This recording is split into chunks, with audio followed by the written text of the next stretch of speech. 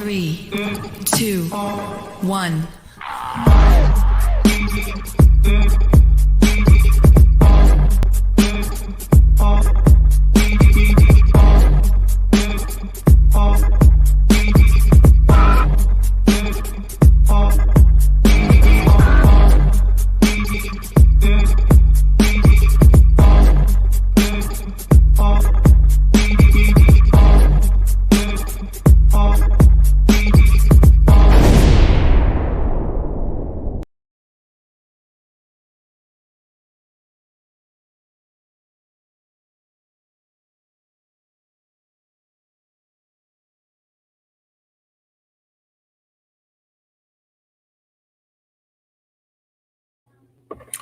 Hello, people.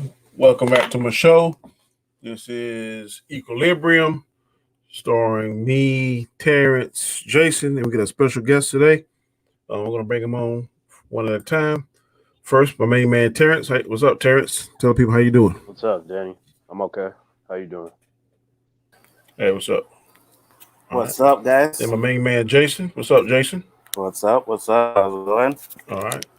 And last but not least is our special guest, BaldMamBad 1. What's up, Mr. John? How you doing, sir? Doing good. Special guest, like special like a gift, or special like I should probably wear a helmet? No. Special as in an honor to have you on the show. Highly appreciate just us three, and we kind of kick around, but we invite anyone that wants to bring intelligent comments, intelligent conversation to our show. We thrive on that. We like to have a lot of fun here and stuff. But you sent us a clip that was very well. Before I get into that, yeah, I'm trying to get some subscriptions, y'all. Right now, I'm currently at about 1,170. I'm trying to get to my next goal is going to be 1,200. I'm trying to get to 1,500, but maybe that's too far out. So I'm going to back it back to 1,200. I can only do that with your help. So please hit the subscribe button, share this stream, give me a thumbs up, leave a comment. If you leave a comment, I promise you I respond to all comments. I read them just about daily, every other day. Bar being a holiday, so I'll be here all day tomorrow, reading and trying to make content, coming up with the show for what I have tomorrow night. And also, I want you to hit that notification bell because I don't want you to miss any material that I upload.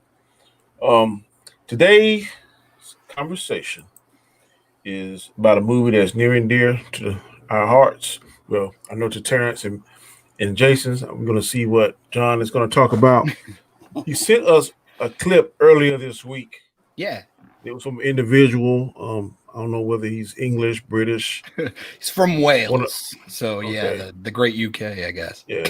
And his take on it was kind of a negative spin. He was like, well, if they're so technological, then why they got people still riding around on camels and donkeys, all this kind of stuff. And yeah, he really points out a lot of plot issues. Like, and you could tell he did kind of a first reaction. I don't necessarily agree with every point, but he like there were some things that I kind of noticed after a like second and third viewing that I was like, oh, okay. And then I saw his video and I was kind of like, oh, that's kind of what was lingering in the back of my head. So just yeah.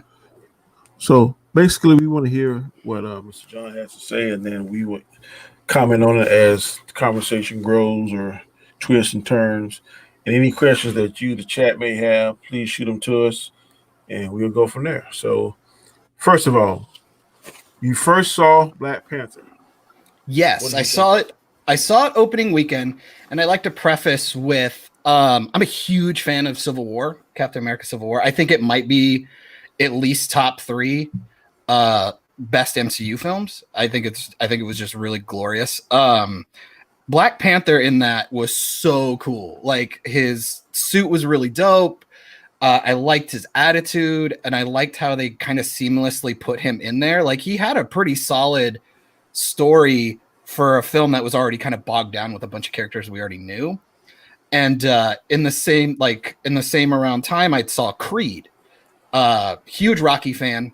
So then Creed comes out, find out that Ryan Coogler's doing it. Soundtrack on that is just off the chain. It's incredible. So then you find out that Ryan Coogler is supposed to do the Black Panther solo film. And I'm like, oh, I'm down. Gimme. And I saw opening weekend with a couple of friends, you know, kind of like everybody else, just kind of got in with the magic, really enjoyed the music, just a lot of shiny objects, kind of enjoyed it. Got out of the thing, was like, oh, this is awesome. And then bought it like day one I could on digital, watched it, I go, it's all right. Yeah, this is pretty good. And then I show it, I go to like every superhero with movie with my mom, so go ahead and make fun of me, chat. But she's always curious. So I was like, oh, okay, I'll show it to her. She fell asleep. I was like, oh man. And then I showed it to another group, to my girlfriend's family, and then the dad fell asleep. And I'm like, why are people falling asleep? This is a good movie. And I'm like, wow, it is kind of long. It's like, I think it breaks the 2 hour. It's like 2:15 or something in there. And I go, yeah, it kind of drags on. Like if you don't really care about the MCU or kind of like maybe like future implications, it might not really register. It gets kind of slow a couple of times. And like, for me, I think my biggest issues were a couple of weird plot issues in the world, but I'd like to get your guys' take and then I'll kind of let you know what I think. But I think this movie had the same problem that a couple other films had, like Endgame and stuff. They really don't treat Civil War like it's a movie. Like they kind of leave that stuff. Like there's all these big implications, but really the only thing that really stood from Civil War is that T'Chaka's still dead and the team is split up. Other than that, like which it was movie kind of did you strange. say your mother fell asleep on, and your girlfriend's father? Which movie was it? It was Black Panther. So I was really curious because I was just like, okay, why? Because usually, you know, they're action movies. There's a lot going on. Usually, you know, it's like, what? Why is this one not hitting? And I'm like, the length could be kind of in there. And then I was just like, it kind of slows down for a minute. And let me ask you this, and I don't want you to be offended. Oh yeah, but on this show, we kind of speak straight from the hip. Bring it. And I want to preface this that I am not prejudiced in the least bit because I'm in an interracial marriage. Been married to a white lady for 25 years. Yeah. So, but I have noticed that white moviegoers. I am Hispanic, by the way. Just going to throw that out there. Okay. Just throwing that out there. People don't look like the three of us. Three of us on this panel tend to think that movie is. I've heard it described as boring, overhyped. I think didn't get it. I could see the overhype just because of the marketing, like because there was a lot, because it was a big put. It was like Captain Marvel with the gender, with the whole female superhero thing. Even though we'd already had Black Widow and we've had, you know, strong female leads and stuff, like they really pushed that marketing standpoint. So I can kind of see where that is. But I mean, it's a Marvel film coming out, you know, right before Infinity War and stuff. It's like, come on, the hype is gonna already be there. So that's what I would think. The hype was basically from Civil War. The minute they showed Black Panther in Civil War, that was the scene. That was the best part of that movie, right? So when Black Panther came out, at least for us, it was like, okay, not only are we getting a black superhero movie, but they're actually going to be showing Africa in a light that they have never showed Africa in before. Okay. Yeah, I can see that. Also, when you talk about plot hole, I'm going to mention this because it kind of confused me. So maybe I can get clarification. Yeah. Okay. If T'Chaka was still alive and a part of Civil War, correct? Yes. So when did T'Challa had time to go back and ingest the heart-shaped herb, because he shouldn't have been Black Panther then? I guess the way that they were going to do it in this MCU is that T'Challa had already taken the mantle of Black Panther instead of the king being the Black Panther, like in the comic books, I believe. I did a little bit of origin stuff. When his father got killed in the explosion, yeah, he was already Black Panther. Yeah, because you can totally tell, because when the explosion happens, he like jumps and then there's the big explosion and it shoves him across the room and he still survives that. So you can tell he's already got the power and he's already got the suit. So, and he even has the line when it's him, Cap, Falcon, and the Winter Soldier in a car, and he's like, now that my father is dead, I hold the mantle of warrior and king. So so it seemed like they split it up. Yeah. Okay, this is where I need to chime in because I have all the knowledge on these characters. Now, in the case of T'Challa, if you go back to the comic books, Mhm. there can be a person that is Black Panther, but you do Mhm. not become the king of Wakanda until there is some kind of fight that takes place. So in the comics, you had Man Ape, who we saw in the movie. Mhm. They call him M'Baku, which is his real name. He was the one that actually killed T'Chaka in the comics. And then he became the king of Wakanda, and T'Challa had to beat him to become the king of Wakanda. So in the case of the MCU, T'Chaka, he died in, the explosion, but the whole T'Challa has to beat M'Baku thing was a very important scene, which is why they had that. Like, it was a Mhm. moment where the Wakandans were going to see who is the best, and only the best should be the king of Wakanda, because Black Panther is a symbol for the Wakandans. It is a Mhm. symbol of strength, but at the same time, in order for them to respect you as a leader, you have to be physically formidable. It's not just enough for you to wear a costume that can be passed down. You now have to earn the respect of the Mhm. people that you're going to protect. So, in that instance, I thought that the little changes that they made with the MCU, at least the main implications were there. And I did appreciate the execution of it, Mhm. because it's more or less the same, just with just a couple little circumstances tweaked. So I enjoyed that aspect of it. I'm actually curious because you brought up the comic book, and I usually with the MCU, it's a little bit harder because you have to have the comic book within the conversation. A lot of times, I like to just try and talk movie to see if the movie like encompassed itself and did okay. Um, Mhm. I did watch a couple videos on on the Black Panther origin from Comic Variant and Comic Historian.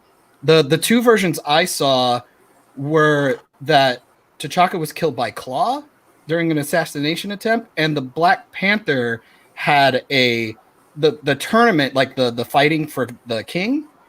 That Hmm. was actually for the mantle of Black Panther, not necessarily for the king. I believe I think that was like two different iterations that they had done that Yeah, pseudo those storyline. are those are those are other iterations, but Yeah, he had there to is a fight his difference uncle, I think, between, to take yeah, it. like there's a difference between you having the mantle of Black Panther and Mhm. then you having the mantle of the king of Wakanda.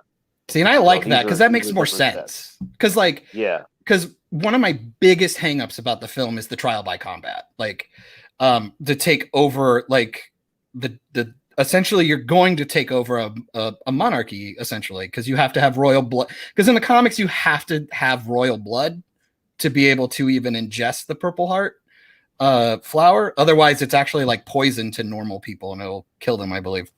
And I've heard that. so But the but idea of in the case seeing, of yeah, Manate though, he's already so powerful that he doesn't need that. That's yeah, what made his character fascinating.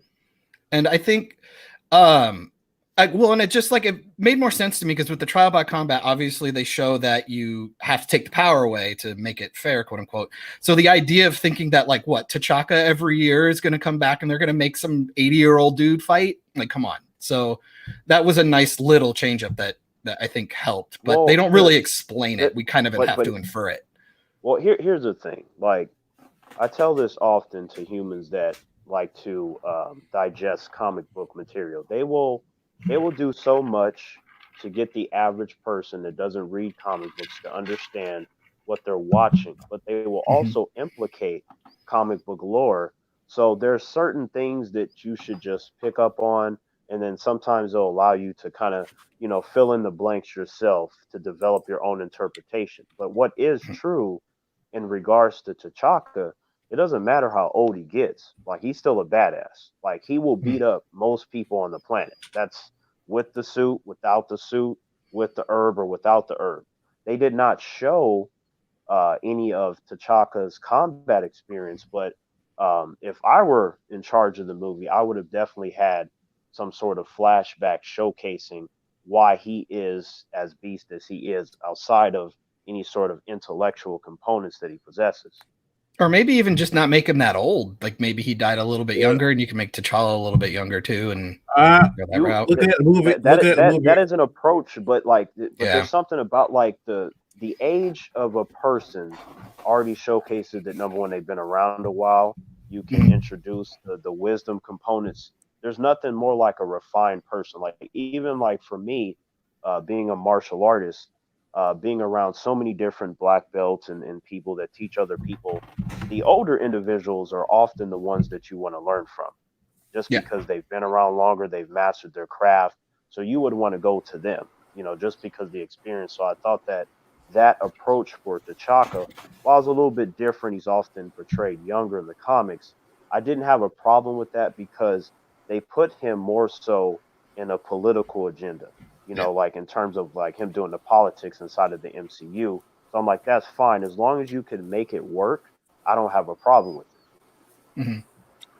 Based on what you said, and this is just my eye test now, I'm not doubting that T'Chaka, when he went back and saw his brother and confronted his brother, yeah, that T'Chaka looked pretty formidable. Yeah. T'Chaka at the press conference or whatever, I ain't saying he wasn't a badass, but he looked frail to me and way past his prime. Not saying that he was. I'm just saying that the eye test. Right. I hear what you're saying. And that's fine because it's like I told you before. I've seen these quote unquote frail and brittle men, and they will just wipe the floor with you. Like one, like the guy I mentioned in particular that was in my Taekwondo dojo. This dude, he looked old. He looked like you just probably come up and backhand him. But if you were to try that, that'd be the worst mistake of your life. Snap wrist. Snap wrist, you're on the ground.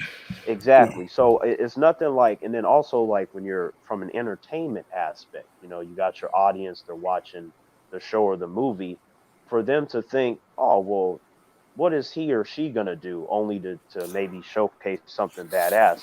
That would, create the surprise element that you need. Like, well, damn, now I can't really bank off of anything that I think. It's no longer they need a suit. The age doesn't seem to matter. It just seems to be that if they are Wakandan, it would be smart for you not to do any sort of physical confrontation with that person. And I'm pretty sure years of ingesting that heart-shaped herb left some kind of residual benefits in his body. So I see what you're saying. I see what you're saying. Yeah. Also, on this YouTube, this guy was talking about. I thought he was getting a little silly with this, but he's like, doing the hand-to-hand combat, they use spears, and they and they how did they all get up on those rocks? Were they flown in? I mean, well, just because of the way it's all set up, it's obviously a lot of it you can tell, and this is just a big thing with you see with movies nowadays, and this is where we're not really talking like it's not necessarily like, oh, it's like, it's not necessarily stupid. It's not like, we know why it was getting done because it looked cool. Like you wanted the colors and you wanted the people moving around, and I think the idea that CGI is going to pop up, like that, the talk of bad CGI is going to come up a lot, which the excuse for that was, like, I know a lot of people that were working for the special effects team got rushed because everybody was getting pulled to finish up Infinity War, which, I mean, let's be fair, we could kind of see why they did that, because Thanos, geez. So like, you'll see that dancing around. You can really tell that they kind of like copy and pasted a lot of people there, and the idea of them all getting there to do this seemed kind of like, the minute you start thinking about it, you're kind of like, oh, okay, so it's really the movie's asking you just not to think about it. And I think that happens a lot in this film. Just like, don't think about it, just enjoy it, move to the next scene, enjoy it, move to the next scene. A lot of movies are like that, though. Yeah, well, nowadays, I think if you go back and watch older stuff, because we've been watching like, Terminator 1 and 2, like I just rewatched Blade because of all the talk, because those movies are great. Well, 2's and 3 is an abysmal disaster, but it's I think writing's gotten a little more lax lately, just because I think it's because we're pumping stuff out so fast, or maybe people prefer the spectacle over maybe rewatchability. What you're going to hear me say a lot here, and if you watch any of my stuff or decide to join later, is that when I go to and Terrence and Jason both laugh at this. I think Terrence more so than Jason, but I'm not going to a movie to try and learn calculus, algebra, trigonometry. I'm going there for basic math. And what I mean by that is that I'm going there to, in my profession, I have a lot of things coming at me. When I walk in that theater out for 2 hours, Just two and a shut it half, off. 3 hours, okay, but now you go on YouTube, they're like, oh, this did not make sense. This time travel that they did in Endgame is totally. When the hell do any of us time travel? So we don't know whether that theory is going to work or not. We're basing our opinions and statements on. There's Back way to the more. Future. There's way more issues than just the time travel. Hulk dabbing. Whoa. If you bring up something in fiction, like, okay, one would say, okay, the time travel, like, how could you argue that it doesn't exist? But I feel like that's the wrong focus point, because when you focus on time travel, you only focus on it through a fictional lens, which means that there have been other material that have established how timeline or time travel works. So at that point, you can then compare and contrast, and you can determine, okay, these people, they broke their own rules, or they and they simply just made up some shit shit. on other time travel films too. So it's like, man, we're smarter than these films too. So it's like you brought it up a bunch in your own film, and they're not, because I noticed that they did not mention the Flash, and when it comes to time travel, you're not doing it better than the speedsters. They make a lot of mistakes, so they show us what to do and what not to do. But like, I noticed that they did not mention that, and I remember I had brought that up to another person, that whenever DC gets the chance, they mention Marvel all the time, left and right. But Marvel does not do that. It's weird. It's very weird. I don't know why you'd want to do that. Time travel thing, because I froze. I don't know if you guys changed the topic. But as Danny was saying, we don't know how time travel is. So if someone does it differently, how are we to say that that's not the way it's done? Well, the problem is if they establish their rules and then break them in their own film, that's more the issue, not because it's time travel. It's because they said this is how it works. But they never established those rules in the MUC yet. Okay, right? They did. They did. They very much did. But here's the thing. Was it? I think it was last week. They dropped the trailer for Agents of S.H.I.E.L.D. Season 7. Now, this particular season, they're time traveling, because I don't have all the answers yet. I have to see it. But it's the whole, they have to help Hydra to save the timeline or something like that. So they released a clip. You had the S.H.I.E.L.D. agents back in the 30s or wherever they were. And Fitz's grandson, Shaw, he was talking to them about time travel. And like the rest of them were like, okay, well, we can't do anything because we're going to mess up the timeline. And I was like, don't think I didn't catch that jab at the Avengers. But anyway, so he goes and continues to talk. And he's like, well, if you do one thing differently, what's going to happen is, like, he explained it to them. Think of a pond, right? You throw a rock, you throw a stick in there. There's a ripple effect, but then it returns to normal. However, if you do too many things that are different and extreme, what will happen is you will now build a dam in that water, and it will prevent the water from flowing properly, and it will fuck up everything. Ooh, I like so that. then Mac looked at him and he said, okay, because we don't know how much is just enough or how much is too enough, or if one thing is just so much worse than everything else, how about we do the one thing that we came here to do and nothing else? And then that's how they ended that clip. I was like, exactly. I'm like, these S.H.I.E.L.D. agents are smarter than the Avengers. That's how I took that. Oh, that's great. No, that's awesome. I don't think they're smarter, because I thought that Professor Hulk and the Ancient One broke it down perfectly. He told her and she told him, Captain America made a conscious choice to disobey the rules. So you can't say the whole Avengers fucked up the timeline. No, one person chose to mess up the rules because, somewhat, so to speak, he was selfish. Every single one of them had their hand in fucking up the timeline. Professor Hulk didn't explain shit. In fact, the scene where Professor Hulk interacted with the Ancient One, she debunked everything that big green idiot said in less than 40 seconds. With the stones, I want to die. I hate that conversation. I hate it. It was so brilliant. It was like any sort of like, well, he said it. When the Ancient One tells you you can't do that, this is the only thing that you can do. And Professor Hulk didn't want to listen to her, and he tried to attack her because he thought he was right, and she had to check his ass on the spot and break the whole thing down to him. So these Avengers, every single one of them had their hand in doing something that they shouldn't have done for the sole purpose of stopping Thanos. I get it. You got to do what you got to do, but that doesn't make it right. And then Captain America, more than anyone, he eclipsed all their effort just because he infected many decades of material that literally you kill billions of people if you just him deciding to live a completely different life. So that was the thing that was jarring to me. And can I tell you, we should get off Endgame because it sounds like you don't like it, and I really didn't like it. There are some good payoffs in there. Do not get me wrong, but the overall story I don't like. You also ruined Peggy Carter's character because there is no way, if you ever watched her TV show, she's really strong-headed. She's awesome. I love Haley Atwell as her. There is no way in hell Peggy Carter is letting Captain America stick around. She'd be like, no. You are who you are. Get back there and be a superhero. There's no way she would have been cool with that. No way. That's just me, though. According to Avengers timeline, though, or Avengers, Captain America created a new timeline. Yeah, so that's what they say. And the timeline he was in, there was already a Captain America, so she wouldn't have needed to tell him to go back. That's but here's the thing, though. Again, feels like a cop out.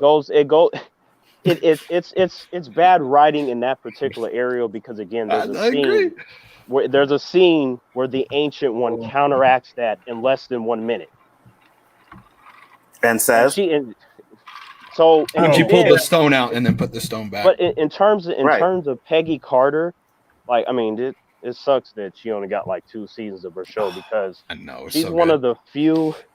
She's one of the few Marvel characters I've seen that consistently makes sense. Like, she has her feelings and stuff, but she's the one that be smacking like Howard Stark, Steve Rogers when they try to do something stupid. Like, no, you can't do that. You should be doing this.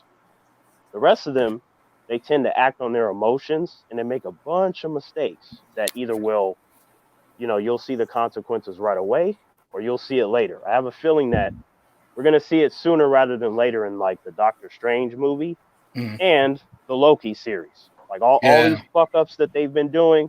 And I'm just like, well, I called all of that. I mean, it was inherently obvious. I didn't need a scene with the Ancient One to tell me about time travel when I know how that shit works. Okay. And since Kevin Feige is now in charge of Marvel TV, now even though he wasn't before, they specifically made sure to give you a 2-minute scene explaining all of the possibilities of time travel. And that's supposedly in the MCU. So what's the purpose of that, if not to prepare you for something that's coming? I know how it works. Oh, yeah. That Star Wars did it with Baby Yoda and the Force healing right before Rise of Skywalker. Did the same thing. They want to prep you, and they're like, no, it makes sense, even though we just stapled it on. It's fine. I feel really dumb talking to y'all. Sorry, but no, I'll take it. I'll take it back to what you started with that got me and Terrence off on the rails. No, I totally understand that idea of going into the theater and turn your brain off. Because, like I said, I did the same thing. I walked out. I was so pumped, dude. I had every song on that soundtrack. I was ready to go. I loved everything about it. And then the problem was it was the rewatchability. Like I watch, because don't get me wrong, I'll watch Infinity War and find issues in it. Like, oh, why did this happen? The initial part in the theater is to have a good time. It's, you're there, you're eating your popcorn, you're having your snacks, you're hanging out. Maybe you're on opening weekend, everybody's cheering like it's a damn football game. I totally get it. But then once you watch it the second or third time, you start to realize stuff. And it's like a movie's just like a puzzle. You're just putting it all together. And then you're like, ooh, this piece didn't quite work, but can I still see the picture? Sure.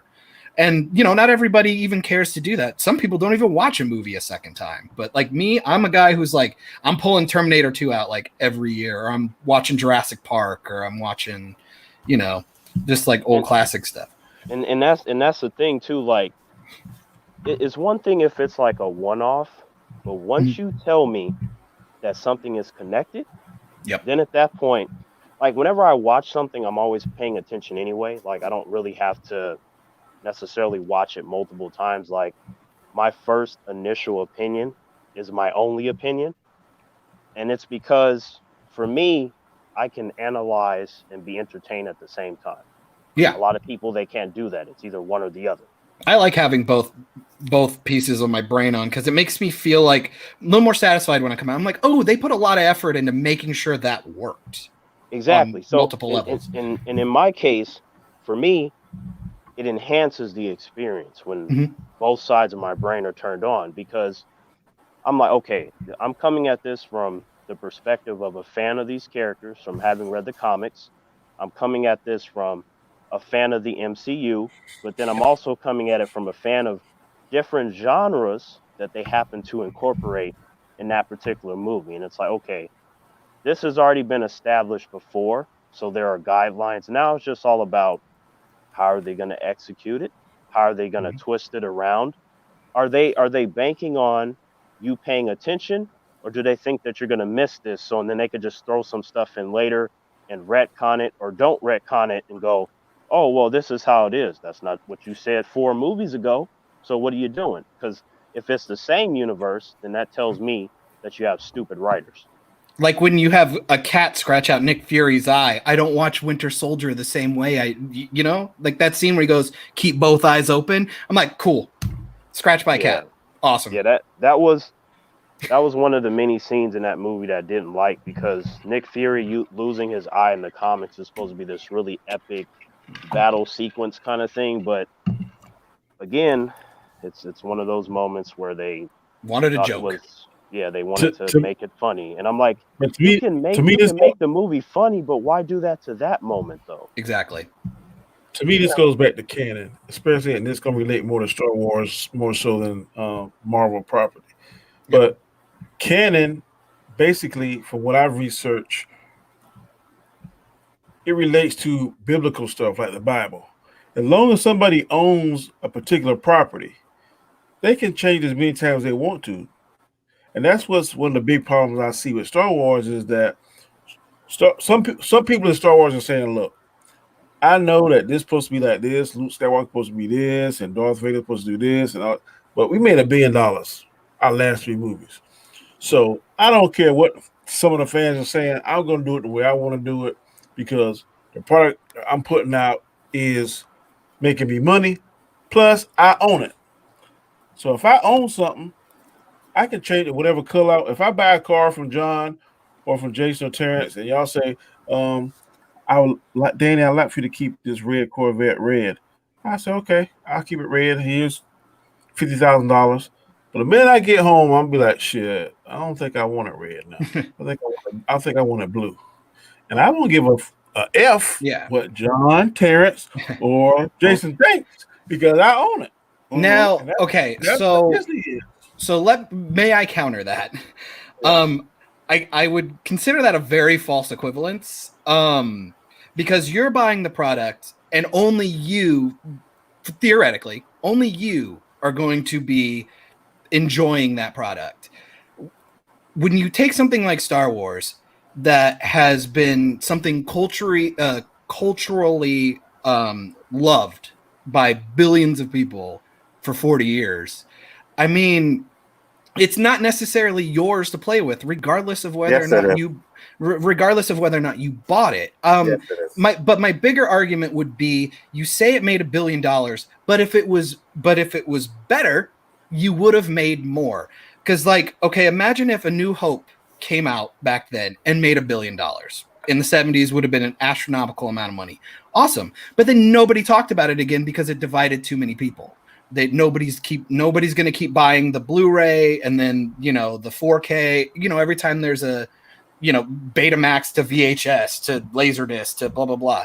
People bought each one of those iterations because it's a good film and people understand it's a good film.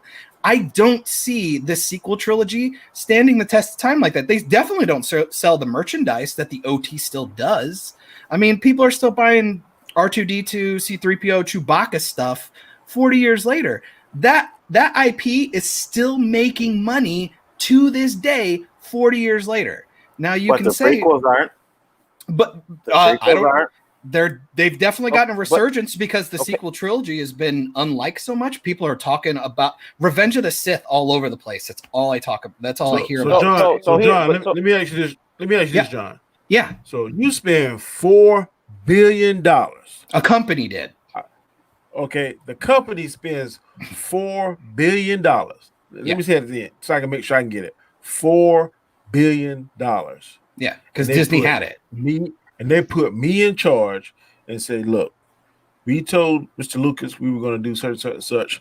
Let's throw in this. Just a little bit out. We're going to go a little bit outside the lines when we in this coloring book.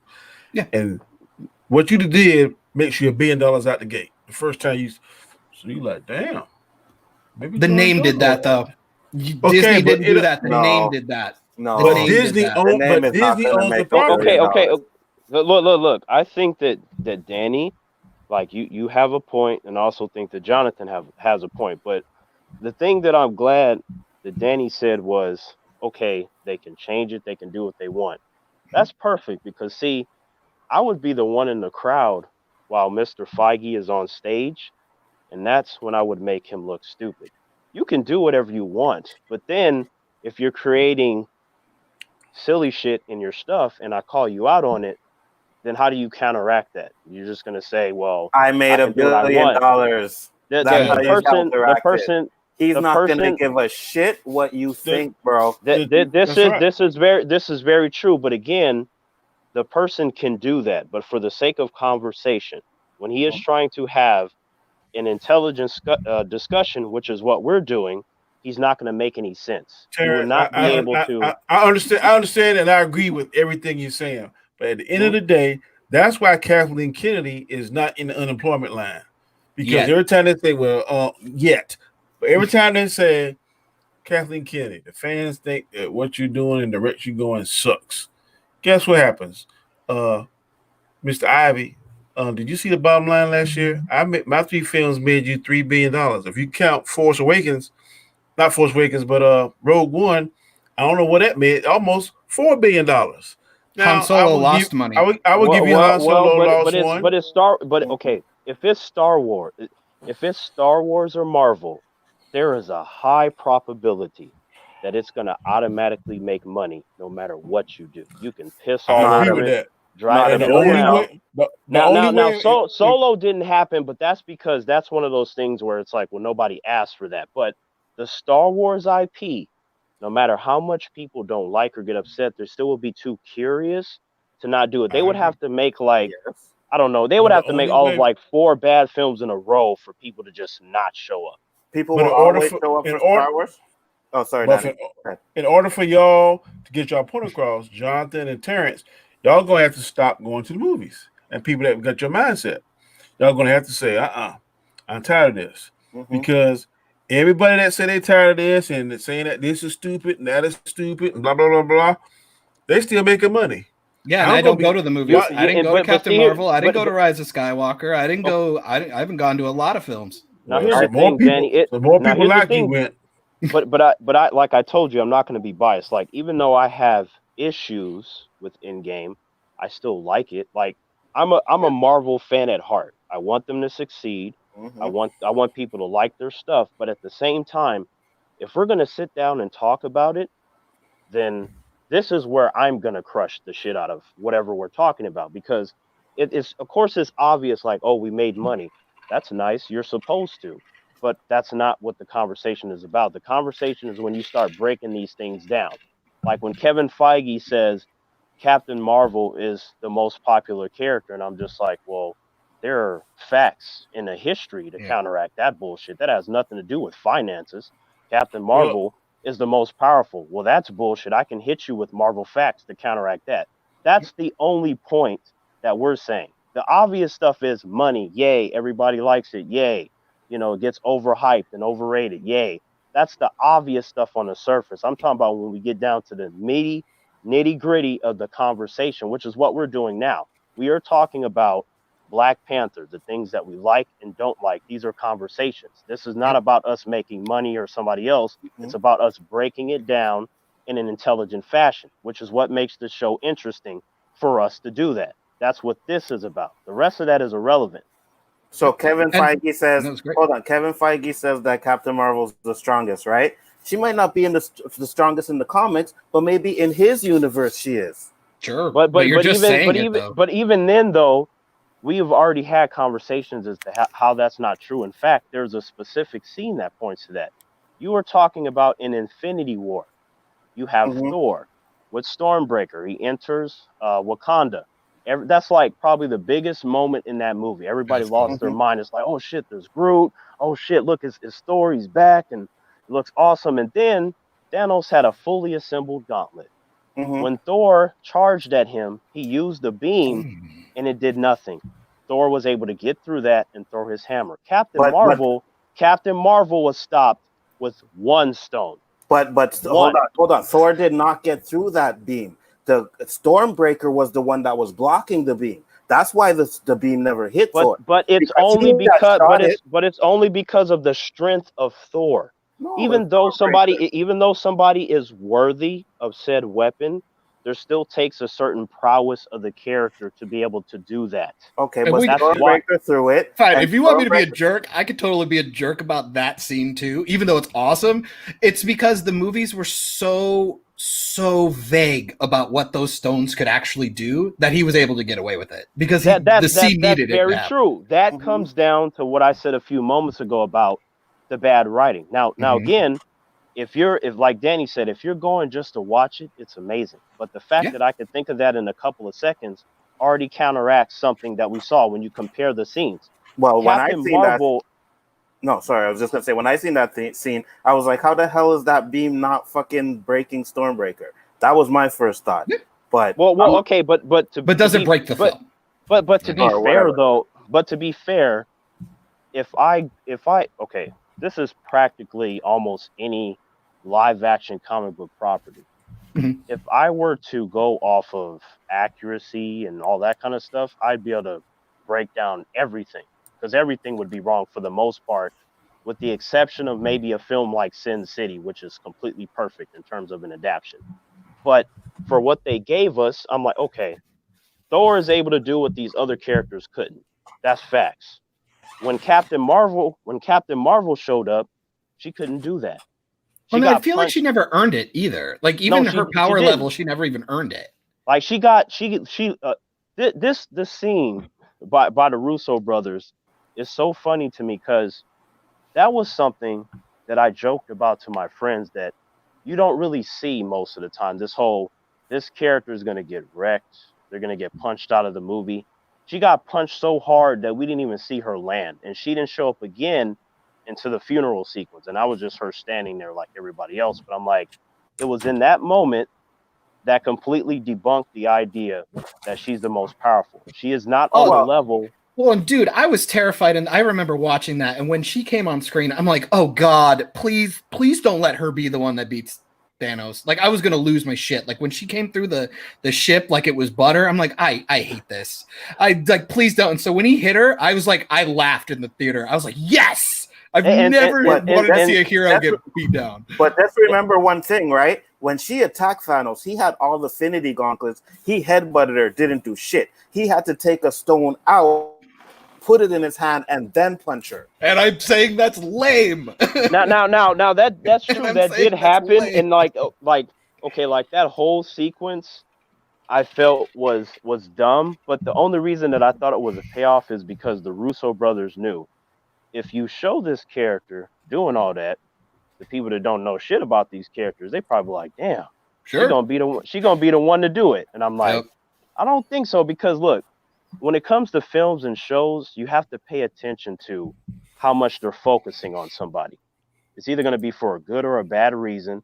They're meant to do something, or somebody's going to do something to them. Because she got that sort of ridiculous shine, I'm like, something's going to happen to her. I have a feeling that she's going to get hurt. I knew she wasn't going to die, but sure enough, Thanos punched her out of the movie. And I'm like, that's a scenario that I never thought I would see. Because number one, she's a new character.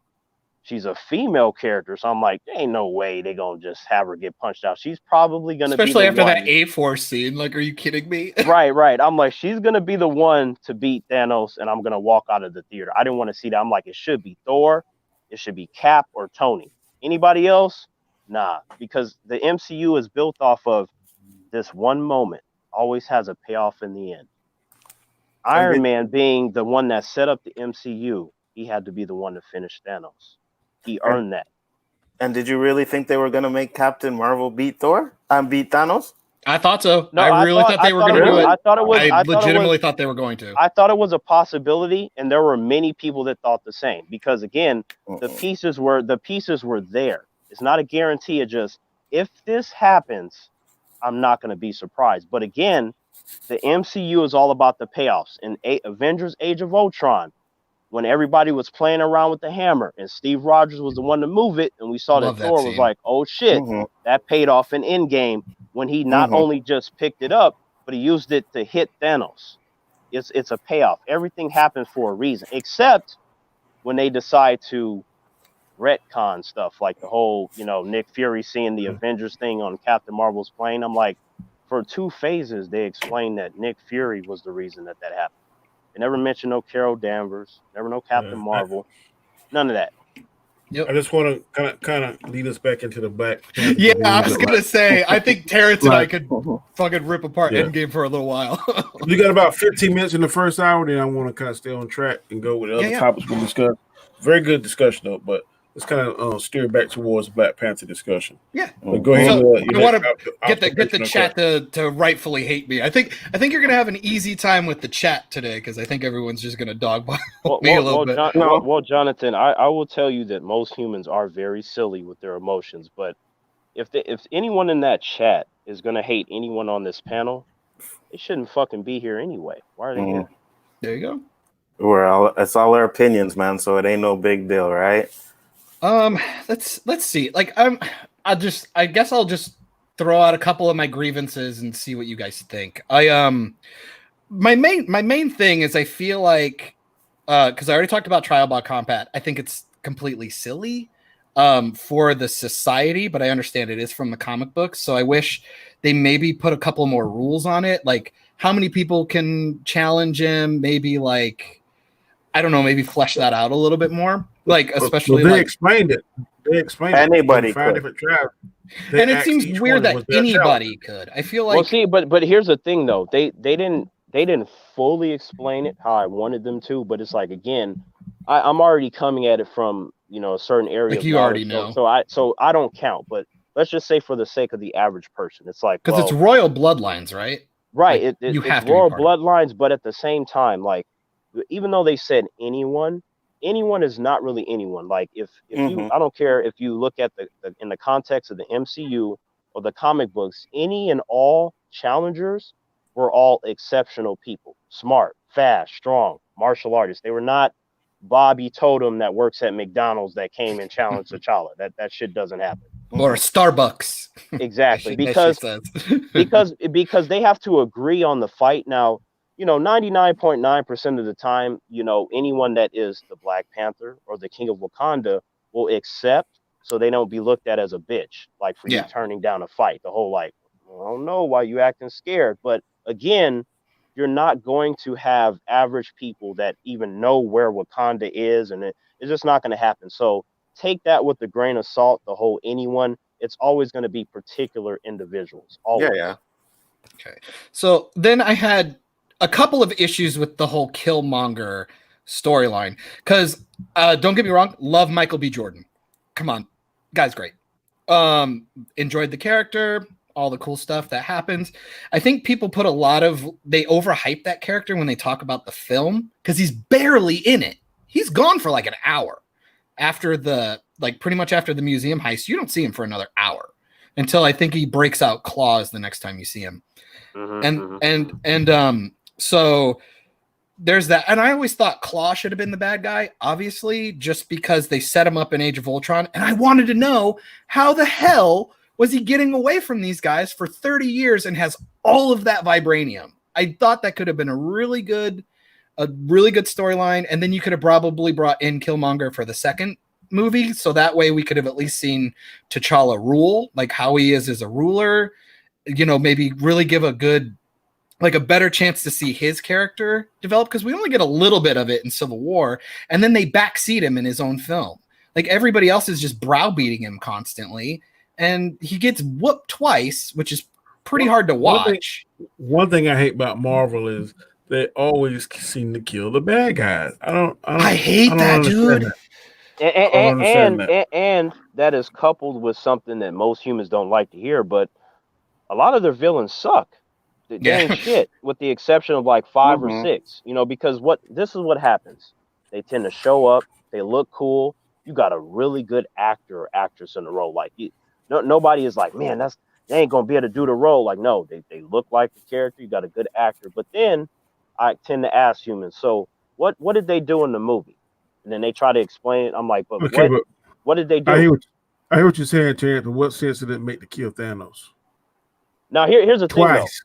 Okay, now, number one, Thanos shouldn't have died. You're getting us back to Endgame. What are you doing? No, I'll tackle this. I'm sorry. I'll tackle this quickly. But like in the case of Thanos in the comics, he's not supposed to die in that storyline. The way that Infinity War ended when he was on the form, that's the ending, because that's supposed to be if they would have had Adam Warlock, that's the moment where he goes to the future to check on Thanos. Thanos is not a threat. He's on his farm. He goes back to the present, and then he's confronted by all the Celestials. So Thanos dying twice is just something that they just made up for the movies, and that second time I didn't even like that. Which Thanos in Endgame is lame. He was cool in Infinity War, and he sucked in Endgame. What sense did it make to kill Killmonger? Okay. It was a touching speech at the end, and I want to die and see with my people. I think they just wanted that scene. They didn't even care. They just wanted that scene. Now, Danny,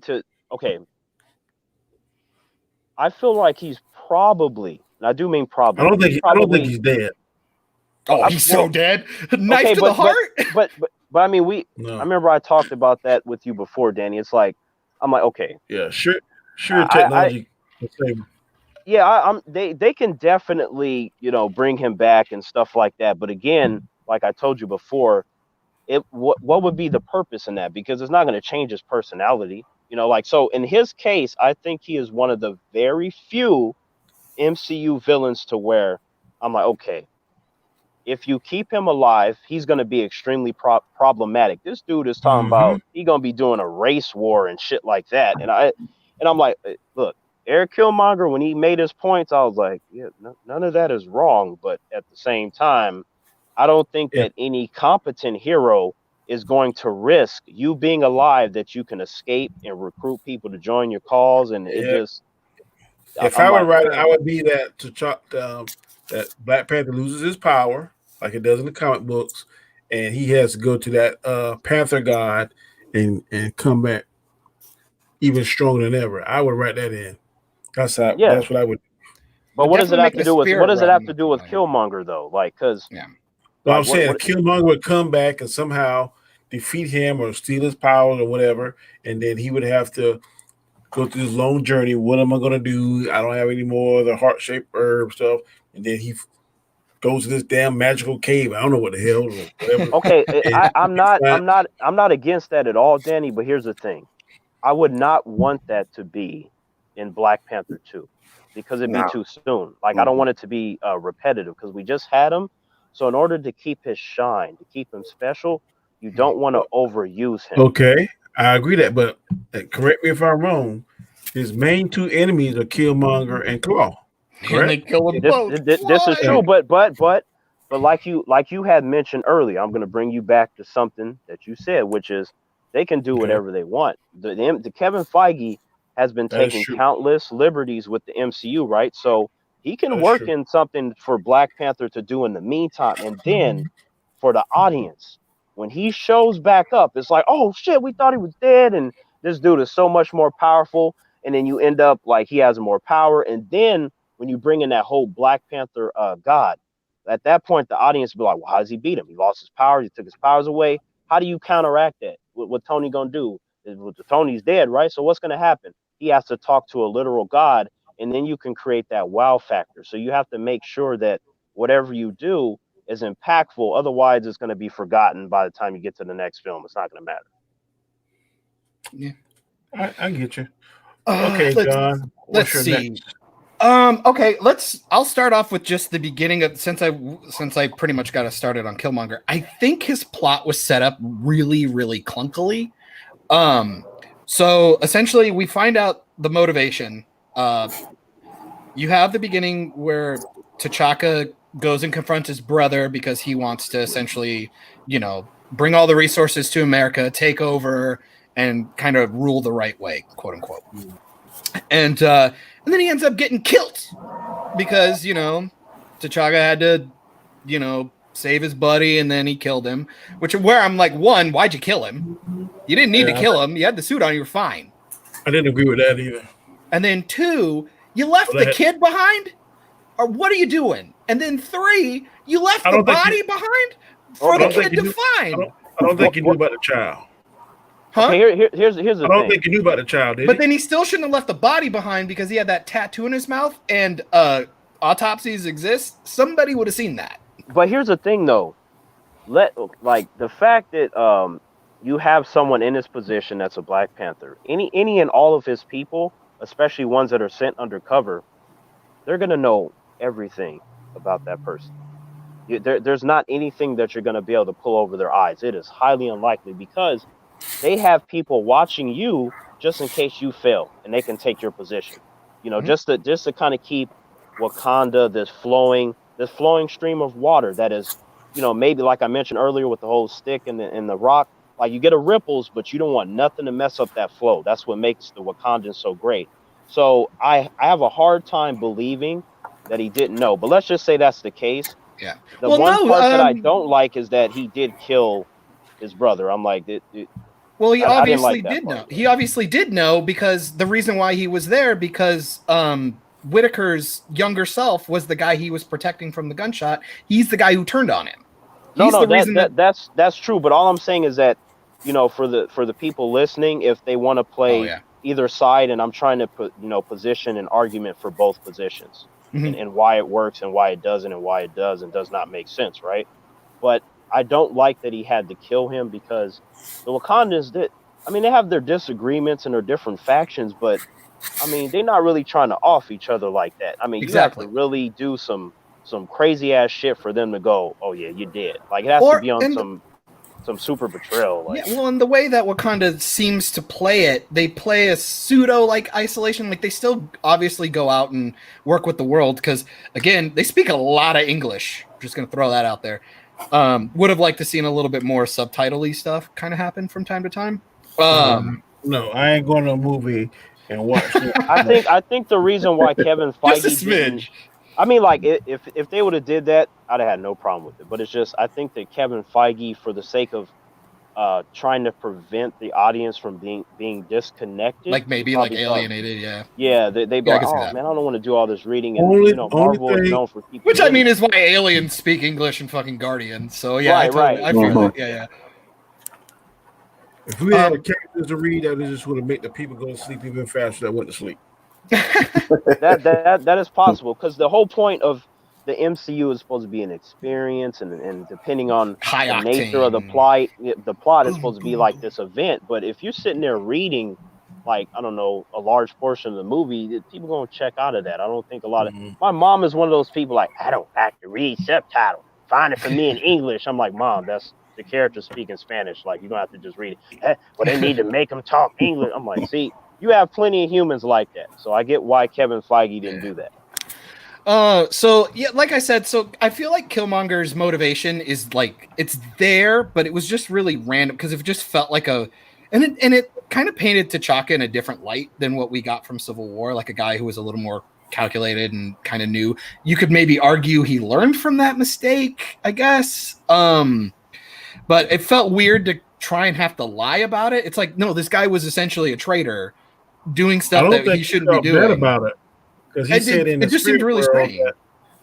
He told we have to maintain the lie, and it was like, what lie? Like, you didn't need to. It's hard for a good man to be king. So I don't think he had a problem making hard decisions. Oh, I can see that, but I think just because you had that kind of that reflection scene later in the movie when he made them all like think and feel bad and stuff, like, we can't do this anymore. This is not the way right here. You guys made a bunch of mistakes, and look, you got Killmonger running around. You know, look at where I'm at because of the choices you made. So I think that was all a build up to that. Because again, remember how I said it's all about the payoff. Every time you look back on the entire MCU, I don't care if it's an item, a character's name that's said, there's gonna be some kind of payoff, unless again they retcon some shit.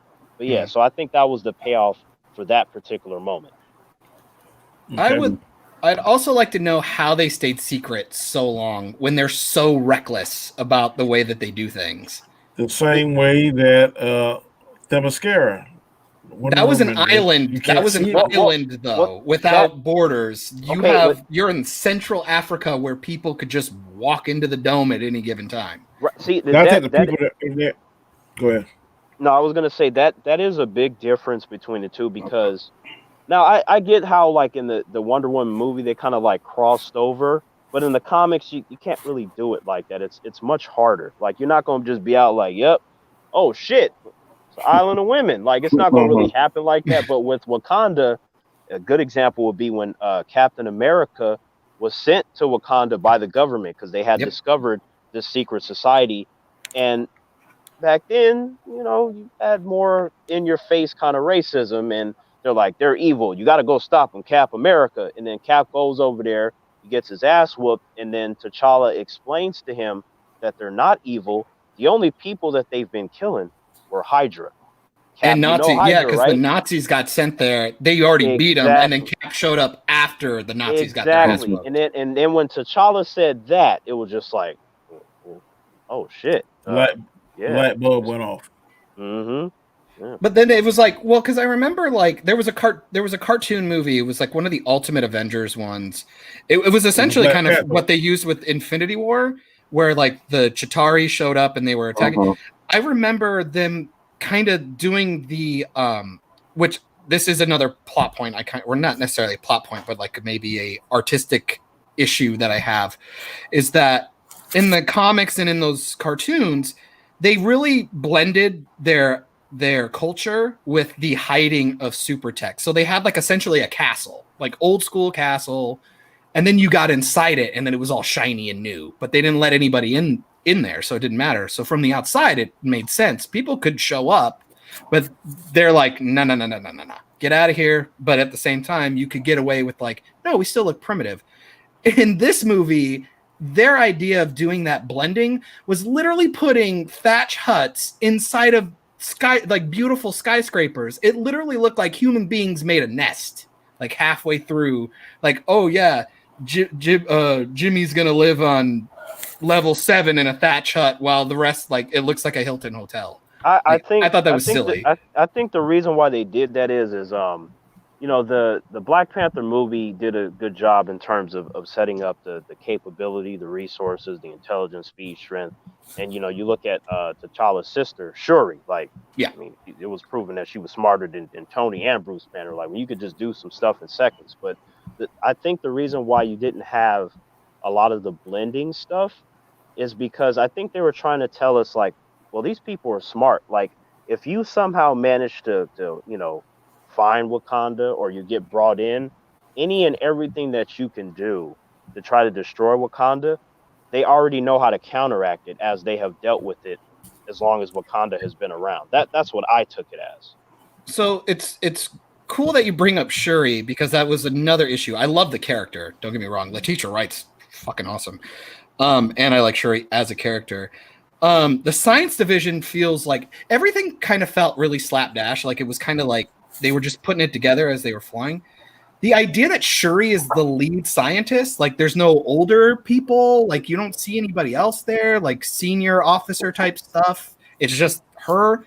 And then on top of that, this was another problem where I talk about how they kind of made T'Challa a little bit more lame than in Civil War, because he felt really like, boom, in your face, says really cool stuff.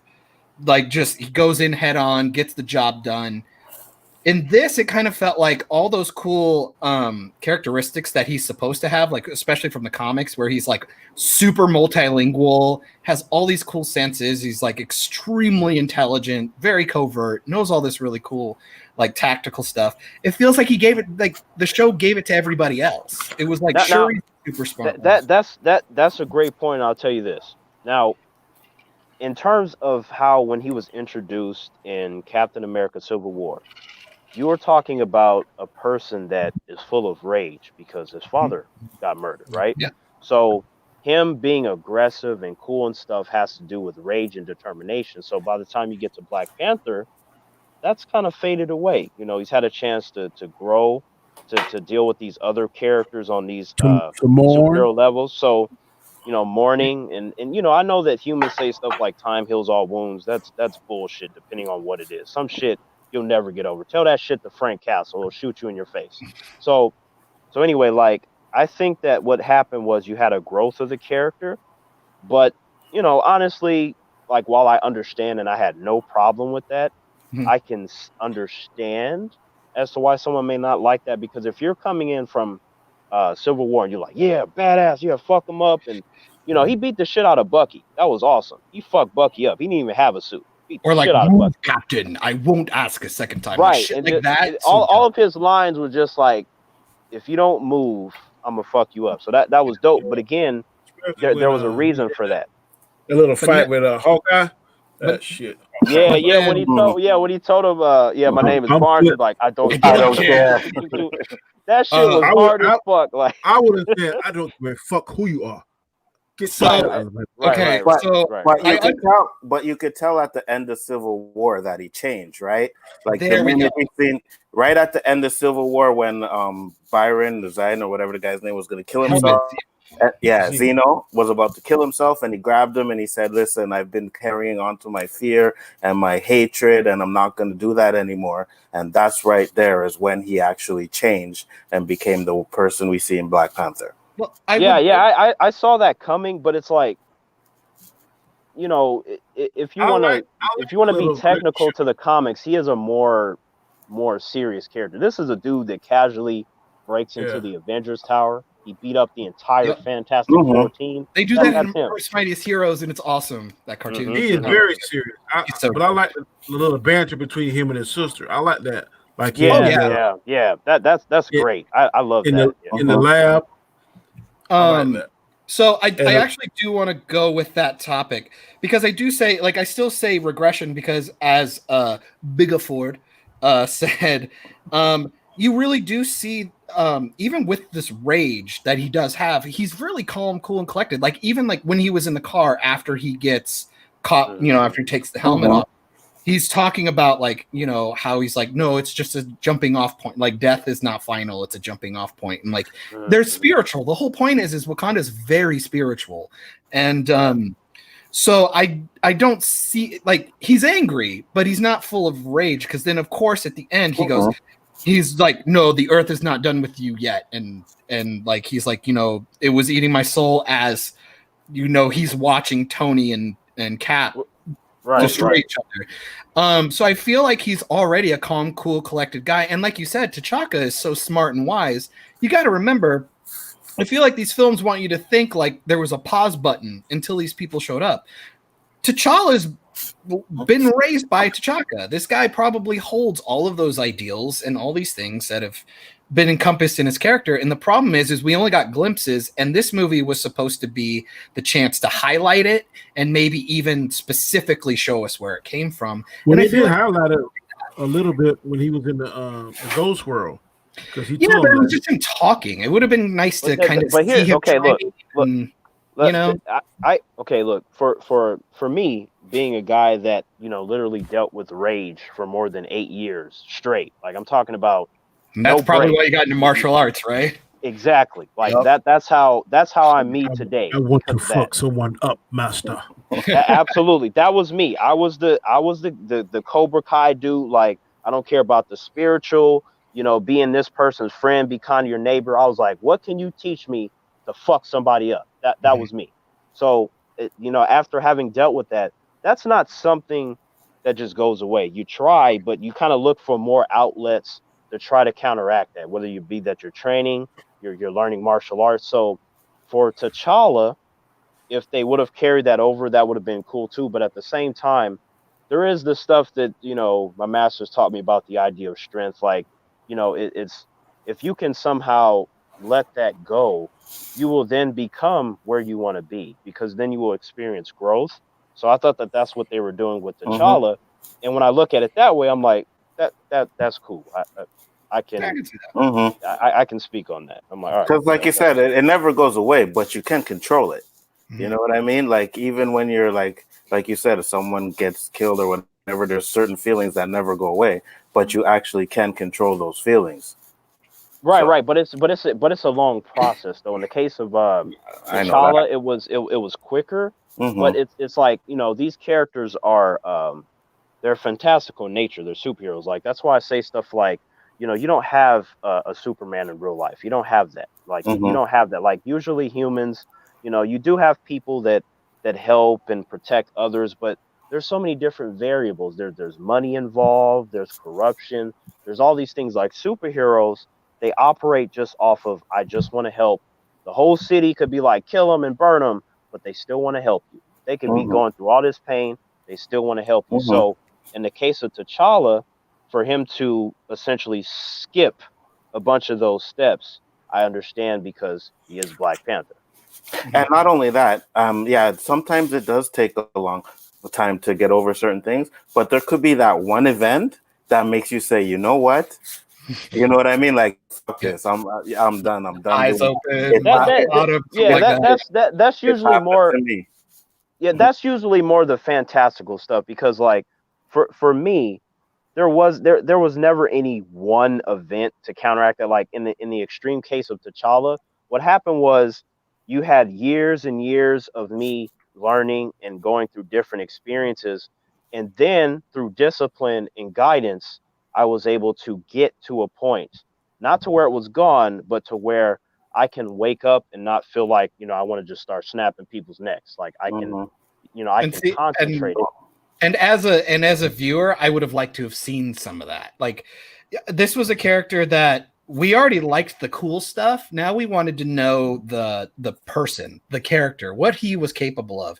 And one of my bigger issues is they even have a character say, they have M'Baku say, no claws, no suit, no special powers. He's just a boy. And I'm like, man, like, could this movie like show us that that's not true? And they're really not good at it, because he's either knocked out of the film, he either loses the fight, and the whole point is to get him back to his suit and his powers. But like, you have somebody like Tony Stark. If he doesn't have his suit, he can still do something. Cap without his shield, still capable. Thor without his hammer and powers, he was still capable. And I feel like they really missed the mark on making T'Challa this individual, independent character who could take care of himself without all of the powers. But see, like, but you said that perfectly though, because I'll tell you why. The MCU, most of the time when I watch it because, again, aside from me being a fan of Marvel Comics, it's like it's gonna be fun and entertaining. Yeah. As Danny would say, the trigonometry and all this other stuff, you don't get that in MCU movies. Not most of them. It's just not very often that you get in Iron Man 1 or a Winter Soldier or anything that will challenge the characters to where you feel that they're vulnerable, that they can't beat somebody. Because normally you see them, they're fine. They don't even get so much as a scratch on their clothes. They're fine. Then it's on to the next villain, because they didn't kill that villain off easily before that villain could even kill one person. That's what you get. So what you wanted from T'Challa, which it would have been cool to see again. I like the film and I'm completely cool with it. But the stuff that you're talking about is substance. It's extra stuff that's not very common with the way that they do their formulas for their films. It's rare. I think that's unfair, because I think the idea that people say it's formulaic really does these movies a disservice, because some of them, don't get me wrong, some of them feel a little assembly line. You look at Ant-Man, it's essentially Iron Man again. I totally get that. Yeah. Thor Dark World is forgettable, but there's good stuff in there. Like a lot of character development with Loki. There's a lot of stuff with Thor still. Him and his friends that apparently the MCU completely forgot about. I mean, even Iron Man 3, which I think is a terrible film and it almost ruined Tony Stark as a character. There's some really good stuff in there. There is, but see, here's the thing though. It's very important to clarify one's position. Like, number one, like I said, I love the MCU. I own all the movies, like with the exception of Incredible Hulk, because I don't remember going to see that. I literally saw all those movies more than 3 times, and I bought that shit. So it's very clear that I like it. I think that every one of them, they have something in it that's good. Like, I truly believe that, and I've talked about it many times. But formulaic is not necessarily an insult as much as it is a fact. Formulaic just means that when you go to these MCU movies, you know what to expect. You're gonna laugh, you're gonna cheer, you're probably gonna like the movie. You might like the villain, you might like a team up. You know what to expect. Like when Black Widow comes out, we're gonna watch it. I'm pretty sure we're all gonna talk about how it's good, right? That's not surprising. It's rare that it's surprising. And when you have a formula, it prevents being surprised. Aside from Cap Catch and Mjolnir, right? That's dope, but let's be real. A lot of us thought he was Okay, going to use the hammer anyway. but what's wrong with that? That's just like you go to McDonald's, you want the Big Mac meal. A good payoff is not a bad thing. You know, like, no, that's exactly what I just said. It's not bad. I'm just saying that. But people use it. You know what to expect. I don't care what humans say. You guys know me. Like, fuck these humans. For my I'm not saying that.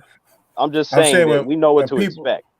When people criticize a lot of Marvel movies, the first word I hear, and I ain't heard this word until this, formulaic. It's so blah, blah, blah, blah, blah. Okay, you can't complain about that, and then on the next breath, see like, well, I'm tired of seeing the same thing. Then when somebody gives you something different, oh my God, I can't believe that. That's not my source. And those humans are silly. You can't have it both ways. You're right. Those humans are silly though. But look, again, I feel like it's important to clarify the position. But like, I'm not going to talk for these humans. But for me, that like I've always explained my position, and I want the person to understand that it's unlikely that you're going to talk to anyone that's a bigger fan than me. Like, I just sit there breaking all this shit down. There's an inherent love for it. It's out there, but usually you just talk to casual people that just want to see an entertaining movie. For me, I can get really happy and really upset and irritated at shit that I see or don't see. That's where my passion comes from. Okay. All right. I'm gonna give about 15 more minutes on this topic, John. So let me see. What there was a couple. So I guess we brought up Shuri, and I got to know what you guys think about this, because I'm a big component of trying not to date your film, especially if it's kind of a big deal, and obviously the way it was marketed, and obviously for you guys having a pigment difference, I'm not necessarily going to see the film to see a reflection of myself on the screen. So I can understand why it was maybe a bigger event for you guys. But why is that a bad thing? I did not say that. No, I'm more talking about how did you guys feel? Because I hate memes. I hate getting a fucking movie dated, like Hulk dabbing and shit like that. How did you feel about the "what are those" joke and the whip your hair back and forth, which were already two memes that were probably already outdated when the film came out? How did you feel about that?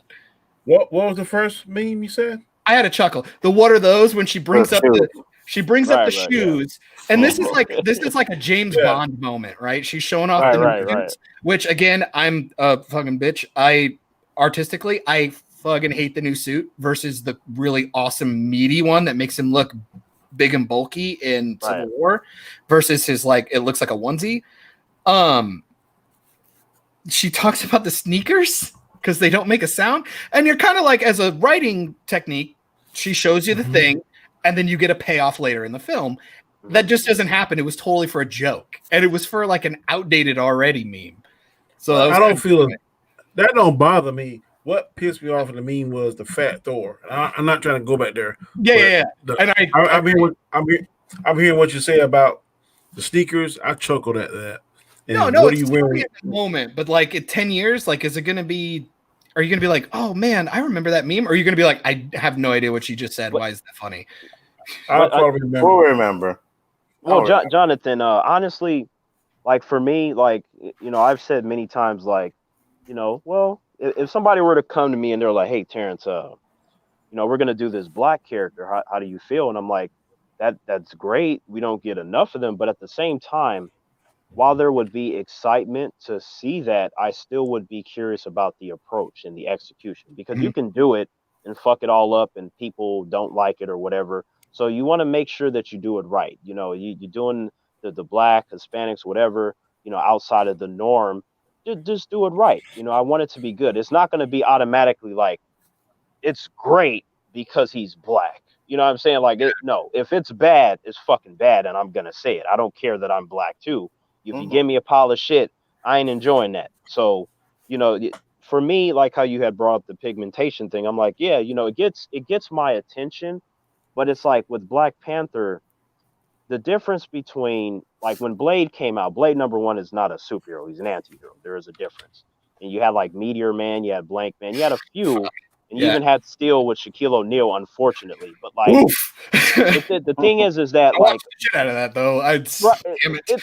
It's fun to laugh at. But like, the only one out of the ones I mentioned is Blade, right? He picked up the average moviegoers. They love Blade, which is why that announcement was such a huge deal. The inherent curiosity, but Blade was by himself as to where the Black Panther character, he has a whole sea of different films and stuff that came before him that help elevate his position. You have an opportunity to do something special because all the eyes are already on that property in a way that you did not have elsewhere. So I don't think that anything guaranteed. Wait, what? You say he slide that shit in there? You heard that? The two names he called superhero. Of course I heard that. That. Oh, I wasn't even thinking about that, Danny. Like, but yeah, I was just. But he's right though. He's right though. We got them Blank Man and Meteor Man, bro. That is Danny. You know why that's funny? Because I did say it, but I did not.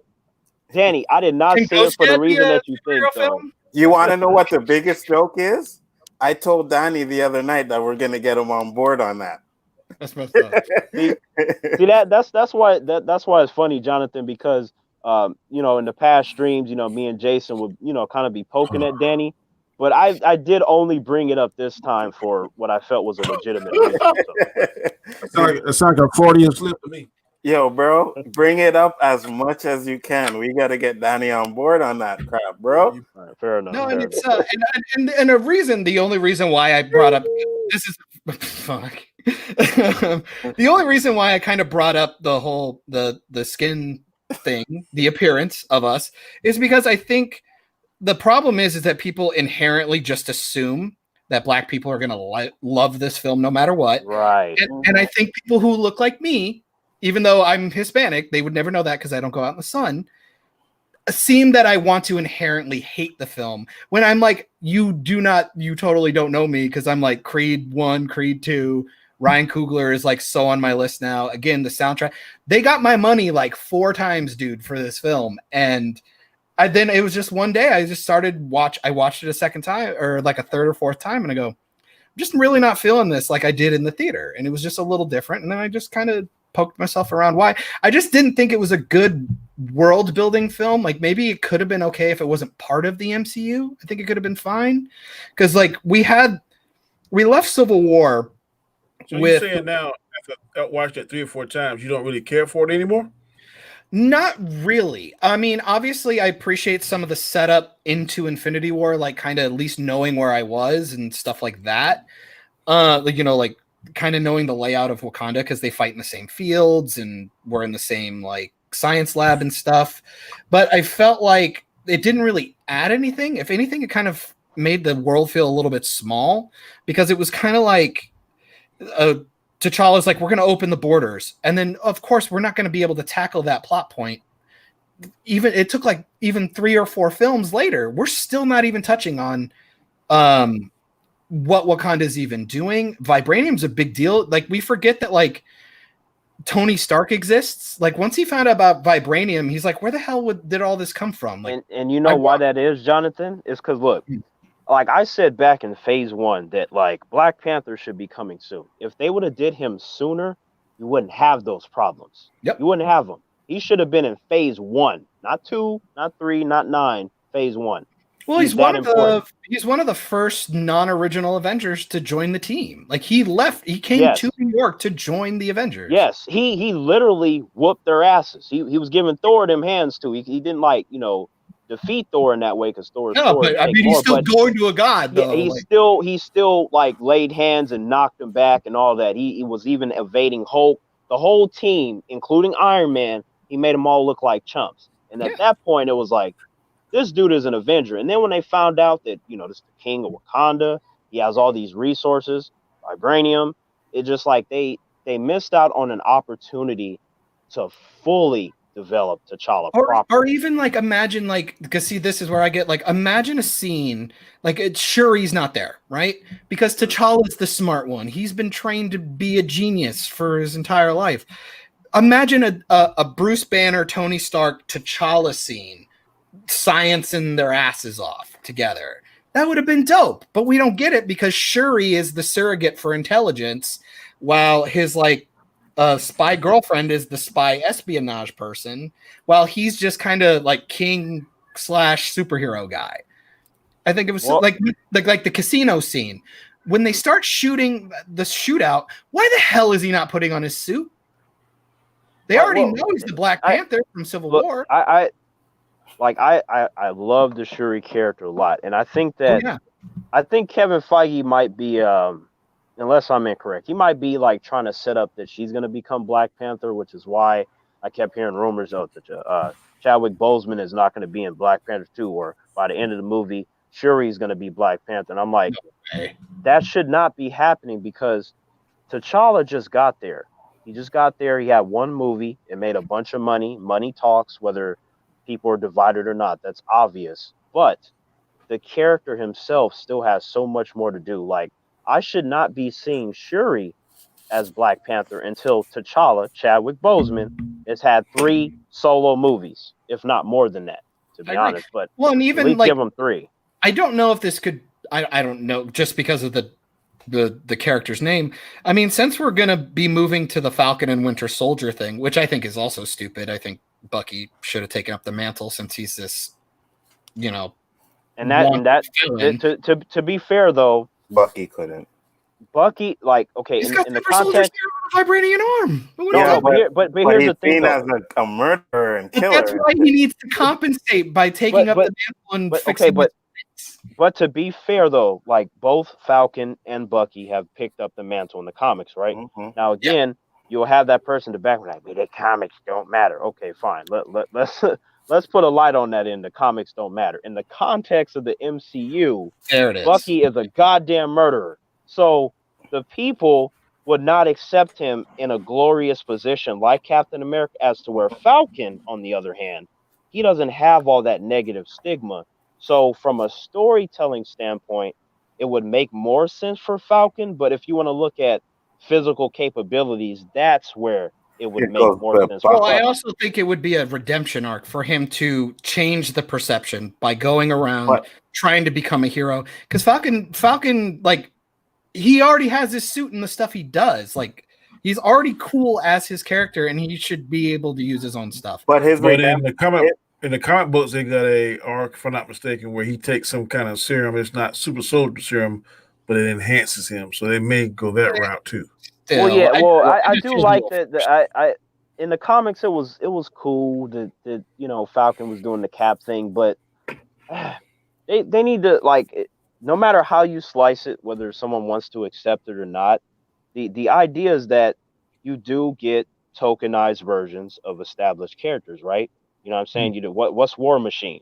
What does Falcon become? So it's like, when you do get these legitimate Black or Hispanic characters, you should try to keep them that as long as you can before you transition them into something that's already popular and accepted. You know, so like, but it does depend on the execution, but it doesn't change that that's a literal fact. So I do agree with that. Oh yeah, go ahead. No, I was just gonna say. Plus, Sam was there from day one. You know what I mean? Like, he was there with Cap from day one. He definitely, I think he was the right one to give it to. And I think Bucky's redemption will come with helping Sam but I don't think Sam becomes Captain America in the show yet. But his redemption is helping Sam do good shit. Yeah, we'll see how that one goes. But the reason why I brought it up is because since Bucky is going to essentially stay the Winter Soldier, there was a run where I believe he became the White Wolf. They even make a reference to it. In the comic. Yeah. Would you have a problem with Shuri maybe becoming the White Wolf instead? Okay. I wouldn't have a problem with it. Like it, I'm not like I have some friends where they're purists, which means that if the character's shoes are green and you make them blue, they will hate it. They Yeah. will boycott the movie. Me, I'm like, as long as you Let make me it see it. work, as Let long me as you see. make it work, let me see it. And if you execute it right, I will be happy. Because the last thing I want is for me to notice changes and you give me bad material on top of that. So if they do it good, I'm not going to have a problem with it if they do it good. I think The Boys. I don't know if you guys have ever watched the Amazon show, The Boys. Oh hell yeah, absolutely. That's a perfect example of even most comic purists have said, "Oh no, they went a completely different direction than the comics, but kept a lot of the characters." But people fucking love it. So I'm like, yeah. In an instance, as long as you can give us something good, I won't even think about the comic until at least the second or third watch and go, okay, would it have been better this way, or is this fine? And then you have to go from like, okay, what did the comics do versus like, what have the last 10 years of this universe built towards? Like, does it make sense within the universe they made, or would it have been better in the universe that was already established in a paperback 20 years ago? So yeah, like have it. I can't stress this enough, but it's so hard, dude. Have it make some sense. You know what I mean? Like if it's so jumbled up to where someone like my mom, she don't be doing none of that trigonometry shit or none of that. And if she notices it, I'm like, oh well, damn, they really fucked up. If my mom noticed it, like what the fuck is going on? But see, like I said, that's like when I'm taking my mom to see Shazam and like Wonder Woman, like she wants to go to every superhero movie. So when she fell asleep, I was like, "Oh, Mom, what are you doing to me? Like, wake up!" So like, man, I'd be so upset. I'm like, "Wake your ass up! What the hell you doing going to sleep?"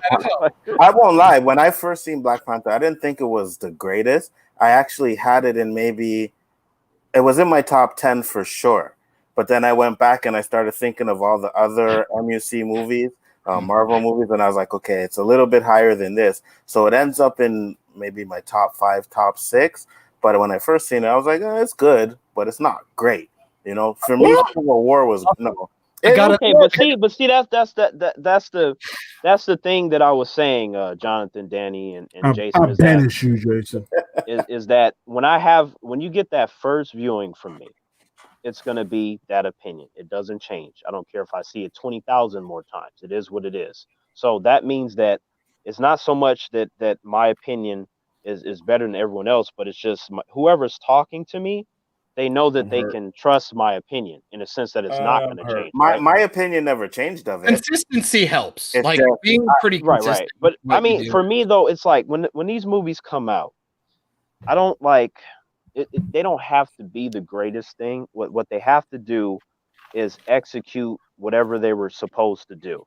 Like if you're telling a story, make sure you do that story right or do right by that character. That's all I ask. Like I don't care that it's not better than these other 30. I'm like, you need to focus on what you're doing and it will show through your project. If you sitting there trying to compete with this one and that one, that's how you get a bunch of stupid, silly ass random shit that looks cool. But then when you sit down and you think about it for 2 seconds, you're like, this means nothing. It means nothing. Like I said, I like Black Panther. I always did. It was a good movie. But like I said, I put it somewhere in the top 10. But then when I went back and I compared it to the actual Marvel movies I seen, I was like, okay, it's better than this. It's better than this. It's better than this. You know, it's not better than Infinity War. It's not better than Winter Soldier. You know what I mean? Jason, yeah. That card you have in your wallet, just take it and slide it under the door. Why? Because I'm gonna come collect it tomorrow. No, hold on. You put it better than not Civil War. You put it better than Infinity Wars and Winter Soldier. No, I'm not saying that. I'm First saying Avengers, top 10. Huh? Top 10? No. At first, it was in my top 10, but now it's in my top 5. I said. Honestly, if I'm gonna be honest, I think like from when Winter Soldier came out to just a bunch of other films after that, I was like, they will never, ever do better than Winter Soldier. It's not gonna happen. I don't care how many fucking characters you put in your movie. Like story wise, like I'm like they're probably gonna do something cooler. It looks nice, all the colors and stuff. But I'm like story. I think what they gonna do? Winter Yeah, Soldier. like it wasn't Infinity until War. Infinity War. Like, but But to be honest, I'll put Civil War above both of those because I don't think Infinity War stands on its own. That's the rest of the MCU. It doesn't. Okay, it doesn't stand on its own. But if we're gonna if we're gonna analyze it, of course you do have certain films that can only work based off of ones that come before it. I understand that, but it's just, to me, I was like, okay, Infinity War. I'm like, okay, I see you. That I put that. Y'all making my head hurt with something. I put that over a Winter Soldier, but it's not by much though. It's not by much. It's not like it's leaps and bounds ahead of it. But they did execute him getting the stones and all the characters. I was like, they are gonna mess this up. They're gonna make Thanos a bitch just like their other villains. He gonna get beat in 2 seconds. That was what I thought I was gonna get. But then, before we got to the theater, I was like, you know what, guys?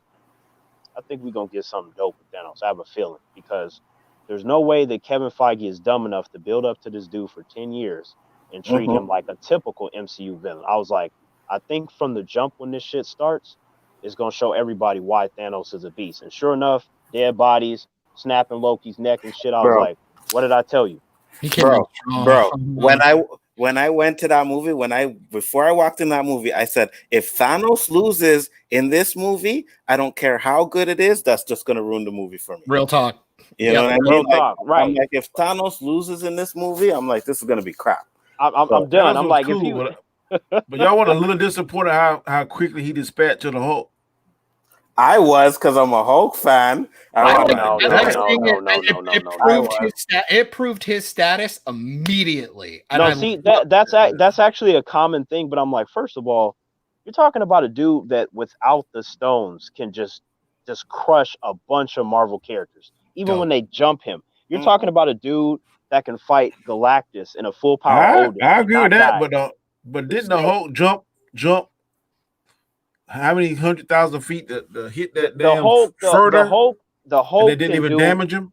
But here's the thing: the Hulk can do a lot of great stuff, but at the same time, when you're talking about immediate crazy ass power, Thanos has that. He doesn't have to get upset and then eventually get to it. So when you're dealing with someone that already is versus Mr. Eventually, you're getting crushed every time. Period. Well, and for the sake of storytelling, when you have this character that we've been waiting so long to see, you need that guy to come out of the gate strong, and you set the stakes immediately. When you kill Loki, who is a beloved villain, you go, oh, we're not fucking around. And then all of a sudden, our hero that we know really well comes flying in. It's like, okay. Right. So right, and the whole, it's not just that, but it's the whole scene, right? Like a bunch of Asgardians dead. You know how strong they are. Thor is on the ground, like just collecting his teeth and shit. And then Loki gets wrecked, and then Hulk comes out and he gets his ass beat. That's it. And that is why Infinity War is better than Winter Soldier, right there. We knew what all those characters were capable of. But I said it's better than Winter Soldier. Infinity War for me is the #1 Marvel movie. It's the best one. That's my number. I think that it's better than, like I said, I think it's better, but not by much. Yeah, of course. But I do like the execution, because I was like, again, he's not a typical MCU villain. He did not fit their formula, which means you show up, you die, you don't get a second movie unless you're Loki. But we saw the evolution of the Loki character. You know, he went from evil to kind of nice to kind of an anti-hero. But just pure evil, they usually die. They get one movie and they're done. That's it. You know, unless you're like an organization like Hydra. That ends up being one of my problems too. It's like if they have a good bad guy and they don't kill him, they find a way to turn him good. You know what I mean? Yeah. Well, in the case of Loki, I didn't mind, because that comic book character does go through that. But in the case of Thanos, I'm like, you can't do that. You can't do that. What about Nebula? Nebula is like, to me, she's like, she gets sort of the same kind of pass as Loki, because I feel like her circumstances are usually based off of what she's going through. Like, she is fucking pissed at her father. She's like mad, but then jealous of her sister. That's something that you can tweak by presenting her with certain things. You can change your mind if you know what to say to her, but you can only do that if you're in certain positions, though. So that's different. But if you're like a Thanos or something like that, there's none of that. I don't want to see that with him, with Doctor Doom, none of those type of characters. to where they're gonna come in and next thing you know they like buying cotton candy and everybody's friends. None of that shit. Could you argue he does do that with Gamora though, which makes him a compelling character because he has this three-dimensional. Okay, but here's a difference though. Like, okay, number one, if you want to bring up Gamora, you have to look at the full picture. You're talking about a dude that slaughtered most of her people, and then he basically kidnapped her, forced her to be his daughter. He trained her so that way she can do his bidding. So while one could be like, oh, well, he loves her. It's like, I guess eventually that does happen. He does love her eventually, but her whole entire circumstance is based on very extreme circumstances. So that's not nothing. Like she like you have villains in real life, like people throughout history where they have a friend or a sister that they like. It doesn't change the fact that they're evil as shit. It's just maybe this person gets a pass. But in her case, it's not just a pass out of the kindness of his heart. He turned her into a weapon for his own agenda. Well, don't forget, she cried when she killed him, quote unquote. She did. Now, see, but that's on her though, right? Like she actually developed maybe the same kind of love for him. Too. Yeah, he did too. He did cry. So it's like, okay, like I said, like something probably developed. Like it's something. Yeah, it does make it interesting, but it doesn't change the fact of why she's there. She would have never been there if Thanos wouldn't have forced that. I agree with that. They missed opportunity too to expand on the Red Skull, his character. I thought that was missed opportunities. How the hell did he get there? What's his purpose? What happens whenever somebody retrieves the Soul Stone? Does he go away? Is he there willingly, or is he trapped there for eternity? And what's he doing when nobody's there? Yeah, he's just like floating around. Like, see, that's the things that be going through my mind. Like when I'm watching these MCU movies, I'd be like, yeah, that's dope. Why didn't they do that? Yeah, like I kind of like bounce back. How did Cap bring the stone back there? Oh, dude, I don't even get me started. Oh my God. Okay, number one. That's a 10-hour conversation. That is a 10-hour. I'm like, okay, the ether alone will take hours. Oh my God. I'm like, oh, see, Captain America's journey that we didn't get to see is just so long, man. It's so long. Jesus. So to bring it back to Black Panther for the final thing, so I guess we can get on to a different topic that you'd like. How much did you guys love that Looney Tunes moment when the car exploded and the girlfriend shows up on just the car seat? How fucking dumb was that? I'm sorry, do not defend that. That was dumb as hell. I was expecting some stupid shit like that. You got to expect that. You got to expect that in the Marvel movies, you know? It's not. But see, no. See, like, okay, I know, like, you will have the humans like it's still a Marvel movie. No. To me, there's a difference between a Marvel movie and an MCU movie. With an MCU movie, there is an inherent silliness that comes with those movies. You can expect it. They're trying to entertain the younger audience. That's fine. They are family films. I'm not saying that that's necessarily always bad, but yeah, you know, you gotta expect that in them. That's the reason behind it. You know, right? I mean? and any time, that's why I said it's rare that they have this super substance where you like, you know, you might start squirming in your seat and shit. You know, and Captain Marvel, how the cat scratched his eye. That was for the kids. I mean, right? Or fans like us was like, "What the hell?" Well, I'm just saying that Captain Marvel is literally the worst film in the MCU. Or Drax that belongs to Thor too. No, I would argue that one's forgettable. Yeah. See, I think it's forgettable. You guys don't like. Jason, what's the elf name? The head elf name? Malekith. Your name, Jason? Oh shit! Started with the J. Sorry. Malekith. I didn't get to say it yet. I was going to. What was his henchman? What's his henchman name? Jason only. His henchman? I can't remember his name. Okay, exactly. Okay, here's the thing though. I forget his name. I forget the henchman's like actual name, but he does turn into the accursed one where he gets all his strength and stuff. So the accursed one, who's in most of the film, was actually more powerful than Malekith until he got the ether thing.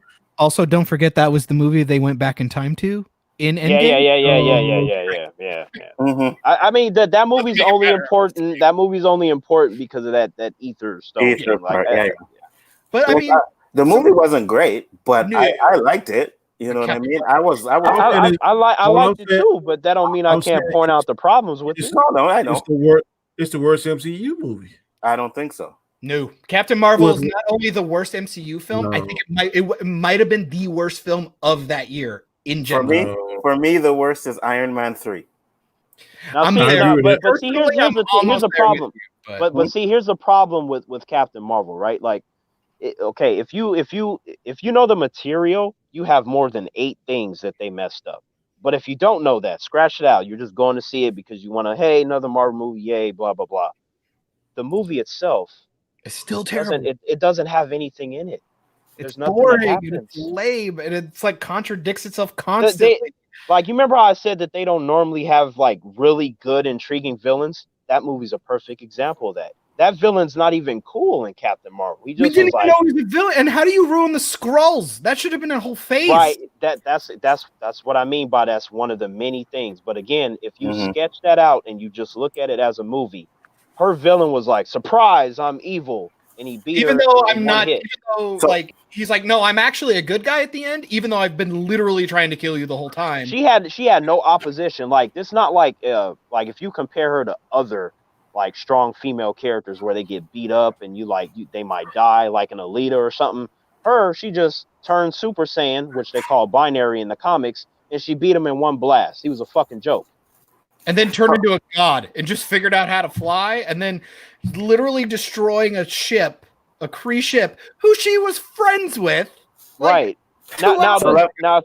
if you ask the human at the movie theater that was serving the popcorn, his stupid ass was just like, you didn't like it because it's a woman. I trust me, I checked him in 2 minutes and made him look like a fucking idiot in front of everybody that fast. So But what I told him was, go ahead. I was excited for that fucking movie before, like, when I saw the trailer, while everybody else was like, I don't know. I was just like, oh my God, Nick Fury. Oh my God, the Skrulls. I thought we were going to get a bunch of epic shit, but that's not what I got though. I wanted to love it. And I'm just like, it's all right. I mean, It felt like patchwork. It felt like they were like, we got to get this movie out before Endgame. Oh my God. It's like, I don't think it was patchwork. I just think they knew that was the perfect time to get it out. oh, it's the only reason why I made that money. Yeah, I know. yeah. See, but here's the thing though, with the Black Widow movie, like how I said, when I saw Captain Marvel, I was excited. See, Black Widow, like Captain Marvel's movie, the reason for my excitement was everything but that character. Who's the lead up? Because I don't even like the Captain Marvel comic books. I think her comic books fucking suck. But everything that was in it, that's what I was excited for. But the Black Widow movie, I'm excited for her specifically and her family. Not look at him, look at all these other nice shiny toys. I want me some Black Widow. Captain Marvel, I wanted everybody else. That's the difference. Can I make a stupid fan theory just for the fucking sake of it because I'm a nerd? Yeah. So of course we know that X-Men are hopefully going to be introduced in the next run, the next phase or so. How cool would it be that we find out that we kind of like everybody kind of doesn't like Captain Marvel except for people who just want, even her suit's lame.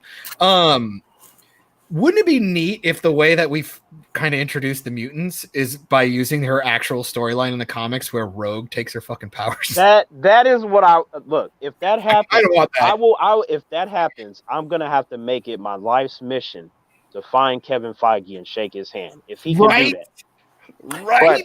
But doesn't that have to happen? Because isn't that how Rogue gets most of her powers, anyways? It doesn't have to, as we've seen. Mr. Feige can change it, right? But like, but I want it that way. I want it that way. I want that to be a bigger ass whooping than that Thanos punch her out of him. I want it to be Captain Marvel shows up. She got a little short haircut. I'm the king of the world type shit.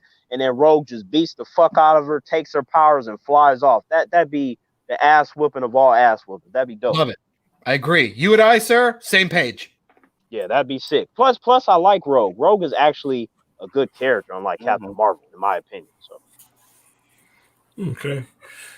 Well, this part. Why do you look so much smarter all of a sudden? What happened? Huh? Why you look so much smarter all of a sudden? Man, Danny looked like he had that office ready to like fire people. I'm sorry, sir. Please don't keep me after class. Hey, Danny, the way you put on them glasses, man, it looked like you about to fire some people. You like, all right. Well, did you not just banish me to the fucking shadow realm? Damn. Hey, Danny's quick on that trigger, boy. So you got to be careful. You say, I feel my head is hurt by some of the stuff y'all said. I feel like everybody else got the trigonometry and calculus class, and I'm stuck in basic. There's nothing wrong with learning, okay? I don't go to a movie to look at that. I don't all that stuff y'all psychoanalyzing and what is the meaning? I'm with you, Danny. Shit, Danny's gonna put on the glove and do the Thanos snap. No, I'm with you, Danny. I don't go in there looking for it, right? Man, when I'm watching a movie and they do something that just throws me out, like for example, the mama joke in Last Jedi, like right away, that was like threw me out. Boom! I'm glad that I told you that log. I was that was pretty bad. I was out the minute Jake Skywalker threw the lightsaber. I'm like, I'm just done. I don't even care about the anymore. The only thing that kind of made me like, when they did, what's the thing they call Spider-Man sense? PD Tingle. Yeah, I'm like, don't mess with that name. Like that was like, oh man, now come on, y'all getting too ridiculous now.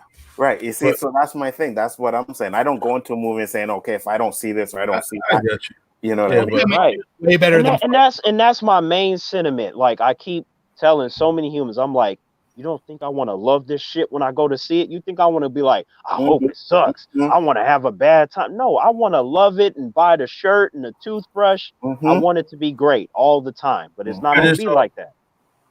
How about this? I'll show you. Here's an example for me. I think the Spider-Man Homecoming film, I think it's awesome. I love it. It's like one of the first times I felt like I was really seeing a really good Spider-Man and a good Peter Parker at the same time. The other films, it was like Andrew Garfield did a better Spider-Man, while Tobey Maguire felt like a better Peter Parker and like his. No way, no. But my issue is as much as I love that film, the moment with Michael Keaton, Vulture, and Peter in the car where he pulls the gun, he's like, I'll kill you and everybody you love. I'm like, bro, he's got like superhuman reflexes. He will fuck your day up. Jonathan, that was not my reaction in the theater. When he did that, I think I kind of like, I remember scooting up in my seat. I'm like, damn, shit is getting real. Like, it's true. No, like I said, it's the coolest. It does not ruin the movie for me because it's so fucking awesome. I don't care. You're right. He could have grabbed that gun out of his hand quicker than he could pull the trigger. But that's not how Peter operates, though, because people forget it doesn't matter what you can do if you don't do it. Remember if you go back to Batman Begins, what did Ra's teach Bruce? It's about the will to act. So that shit don't matter. That's out the window. Peter is always afraid of the people that he deals with, but he counteracts that with humor. That's his defense mechanism. But when he's fucking scared, and he ain't doing the humor, like in that car scene, he was just scared, shocked. He's not gonna be grabbing shit. He's not grabbing. Remember too, now he's only 16 years old. This is a grown ass man. Yeah, and he's right over the shock of which again, I don't know how that film did it because I should have seen it coming from a mile away. But him being the love interest's dad, like the movie totally got me. I was like, it felt so good to finally actually be like have my expectations subverted in a way that made sense, and it was like I think Andrew Garfield will hit a home run on both aspects. That he was cheated. Amazing Spider-Man. Danny and you heard what I said about Andrew. I love Andrew Garfield in that role specifically. The first one, the second one, trash.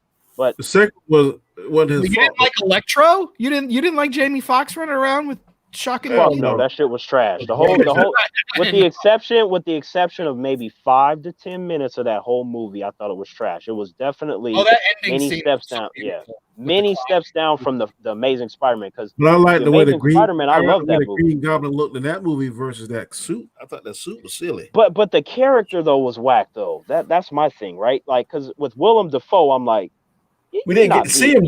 We didn't get to see him up. What 5, 7 minutes? But to be fair though, I'm like, man, you're not gonna do better than Willem Dafoe as Green Goblin. I like William Dafoe better. So now here's my argument, because this is something that the MCU does, and it's fucking annoying the shit out of me. You get these actors not only for their face and their acting ability, but I'd like to think you get them for the voice too. So you bring up Willem Dafoe, right? He does a great job as Norman Osborn. Right. Yeah, you put him in the suit, you put him in a costume. It's a little goofy, but it's still kind of intimidating, whatever. But he's got an iconic voice. No, you don't hear anybody bitching about the fact that James Earl Jones is not in the fucking suit. He is the voice. Hell no, that voice, you hear that, like, why the hell do we need to take their helmets off constantly? We're here for the superhero and the actor. We're here for both. I'm not here for Tom Holland. I'm here for Spider-Man and right, Peter. Right. That's a fair point, but I think the reason they do that is, to like, if you cover their face up, like if you read, like the comic books, their face is often covered up, but when you translate it to like films and shows, they want the audience to have a connection, and when you see their face, you can then see their emotions. So they want the audience to feel connected. To try to voice stuff like you can, but it's not the same as seeing them and seeing their facial expressions. And that's why they do it. I'm not saying that I agree all the time. No. And I was saying I agree with John, because I remember in the Raimi Spider-Man, I kept saying, how come he keeps taking off his fucking mask? Like every time he's stopping the metro car, the train, and he takes off his mask. Yeah. Like in the Raimi ones, he's always taking off his mask. The only reason and the whole train. The only reason why I gave that a pass. The only reason why I gave that a pass is because it led to that dope moment when they brought him back into the little train, and then they're like, we won't tell nobody. Yeah. I'm not gonna lie, like I was getting a little choked up. Good and well. There's about 50 people on that train, and they ain't gonna tell who Spider-Man is. Right? Hell no, like no, but okay, of course we can break down and analyze that scene, but it's like if you just look at it for what it was with the music and what they said. I hear what you're saying, but here's the scenario: I'm on a train. Spider-Man just the same train. I'm on the train. I'm recording everything. I'm talking to you and Jason. And I'm like, man, guess what the fuck happened to me today, man? Spider-Man saved the train. What?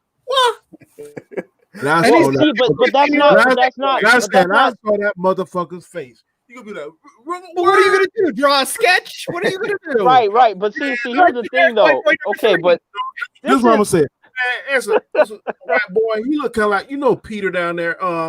Peter Pablo, whatever. Yeah, he looked like that motherfucker.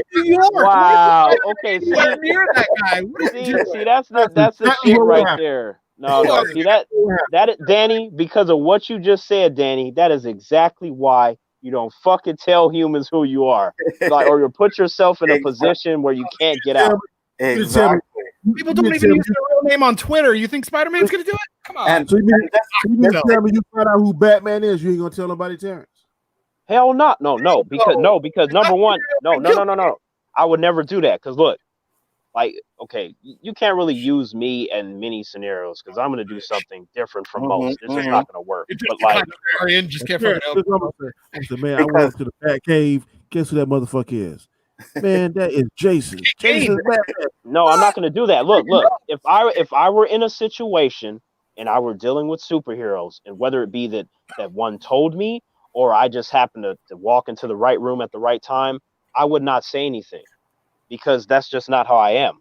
Like, especially now, I guess it does depend on, like, okay, do I know this guy? And then I find out that he's a hero. I mean, we got to break down a different circumstance, but even still, I'm not going to do that. It just for the same reason that if I were a hero or something, I wouldn't want anyone to do that to me. It's not happening. Okay. So I know your answer for this one, Terrence, but I'm going to ask John and Danny. You're on that train, right? Weeks later, you see someone saying, $1 million. Who's Spider-Man? You know who Spider-Man Terrence wouldn't do it because he don't like money. Yeah, I know that. I don't know about John. Peter Parker is motherfucking Spider-Man. I wouldn't. It's the same reason why Into the Spider-Verse is like the best Spider-Man movie ever made. Yeah, I agree.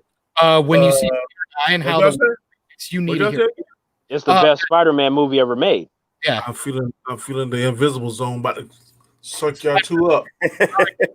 It's beautiful and it's well done, and Miles Morales is so much more relatable. And then you got one of the best Peter Parker. You got two really good versions of Peter Parker. Oh, absolutely. Plus with the other Spider people. Oh shit. I love it. It was fantastic. But I'm like, no, because he's he deserves a W. I'm like, I'm sorry, you're out here saving people. What? Like, come on now. For all I know, karma, dude, he'll save me from a bus hitting me like a week later. I hope. But to be fair though, to Jason's point though, like Jason, when you said that, why is he taking off his mask? Now, if you go back to a scene in the first Amazing Spider-Man movie, when they took off his mask, I did like how he kept his head low and he started spraying them with the spider web to keep them from noticing his face. I thought that was sick. That was a sick ass scene. You see, that I can understand, but in the Tobey Maguire one, he didn't care. He was just taking it off willy-nilly, you know? Can I also argue that at the end of Spider-Man 2, it might be the best identity reveal in any superhero, even TV show or movie? What? When he catches that thing and Mary Jane finally sees him and she realizes it's him, and he's like, they have this really beautiful moment, and he's holding this thing up and he goes, "This is really heavy." Like, right. That was great. But what about Doc Ock though? What about Doc Ock? Norman found out who he was. Well, that changed the scenario. No, but that wasn't. But okay, but it was all good. You just mentioned the Mary Jane scene. What about when Dr. Octopus realized that it was Peter? He's like, "Hey, Peter, brilliant, but lazy." Like, I thought that was sick, and then that got him to change his mind. I love that whole scene. Spider-Man 2 is pinnacle superhero. I don't care what anybody says. That's one of the greatest. Yeah, that and X-Men 2. I mean, they gave. I 100% believe that they're the reason for this stuff. And then Iron Man came, and we got lucky. That was a storm, dude. Well, the first OG that needs to get the credit is Blade. Without Blade, you wouldn't have any of that.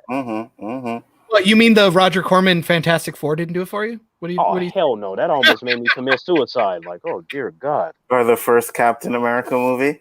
How dare you? Like he had 3 of them too. One of them he was like on this stupid ass bike and shit. I was like, nah. Like the rubber mask and shit. That was great. It was so stupid. Let's transition to the next phase. We spent 2 hours next on this. Phase. Oh God, he's got MCU on the brain. Right. Next phase. I'm gonna make. Oh God, I hate doing this. I'm gonna say in this particular instance that Terrence and Jason were correct. We reviewed Stargirl, which I saw last Wednesday. No. I gave it a C-. How dare you? Luke Wilson's in it. It's supposed to be the best thing ever made. But I rewatched it, and I will now bump that up to a B. It wasn't as cheesy as I thought it was. So I'm not going further than that. I don't care how many times I rewatched it. I'm assuming you watch all the other CW stuff then. I do. What do you think? I gotta be the bad guy here. Because apparently that's what I do, because I'm a terrible, terrible white person. I'm a colonizer. Colonizer!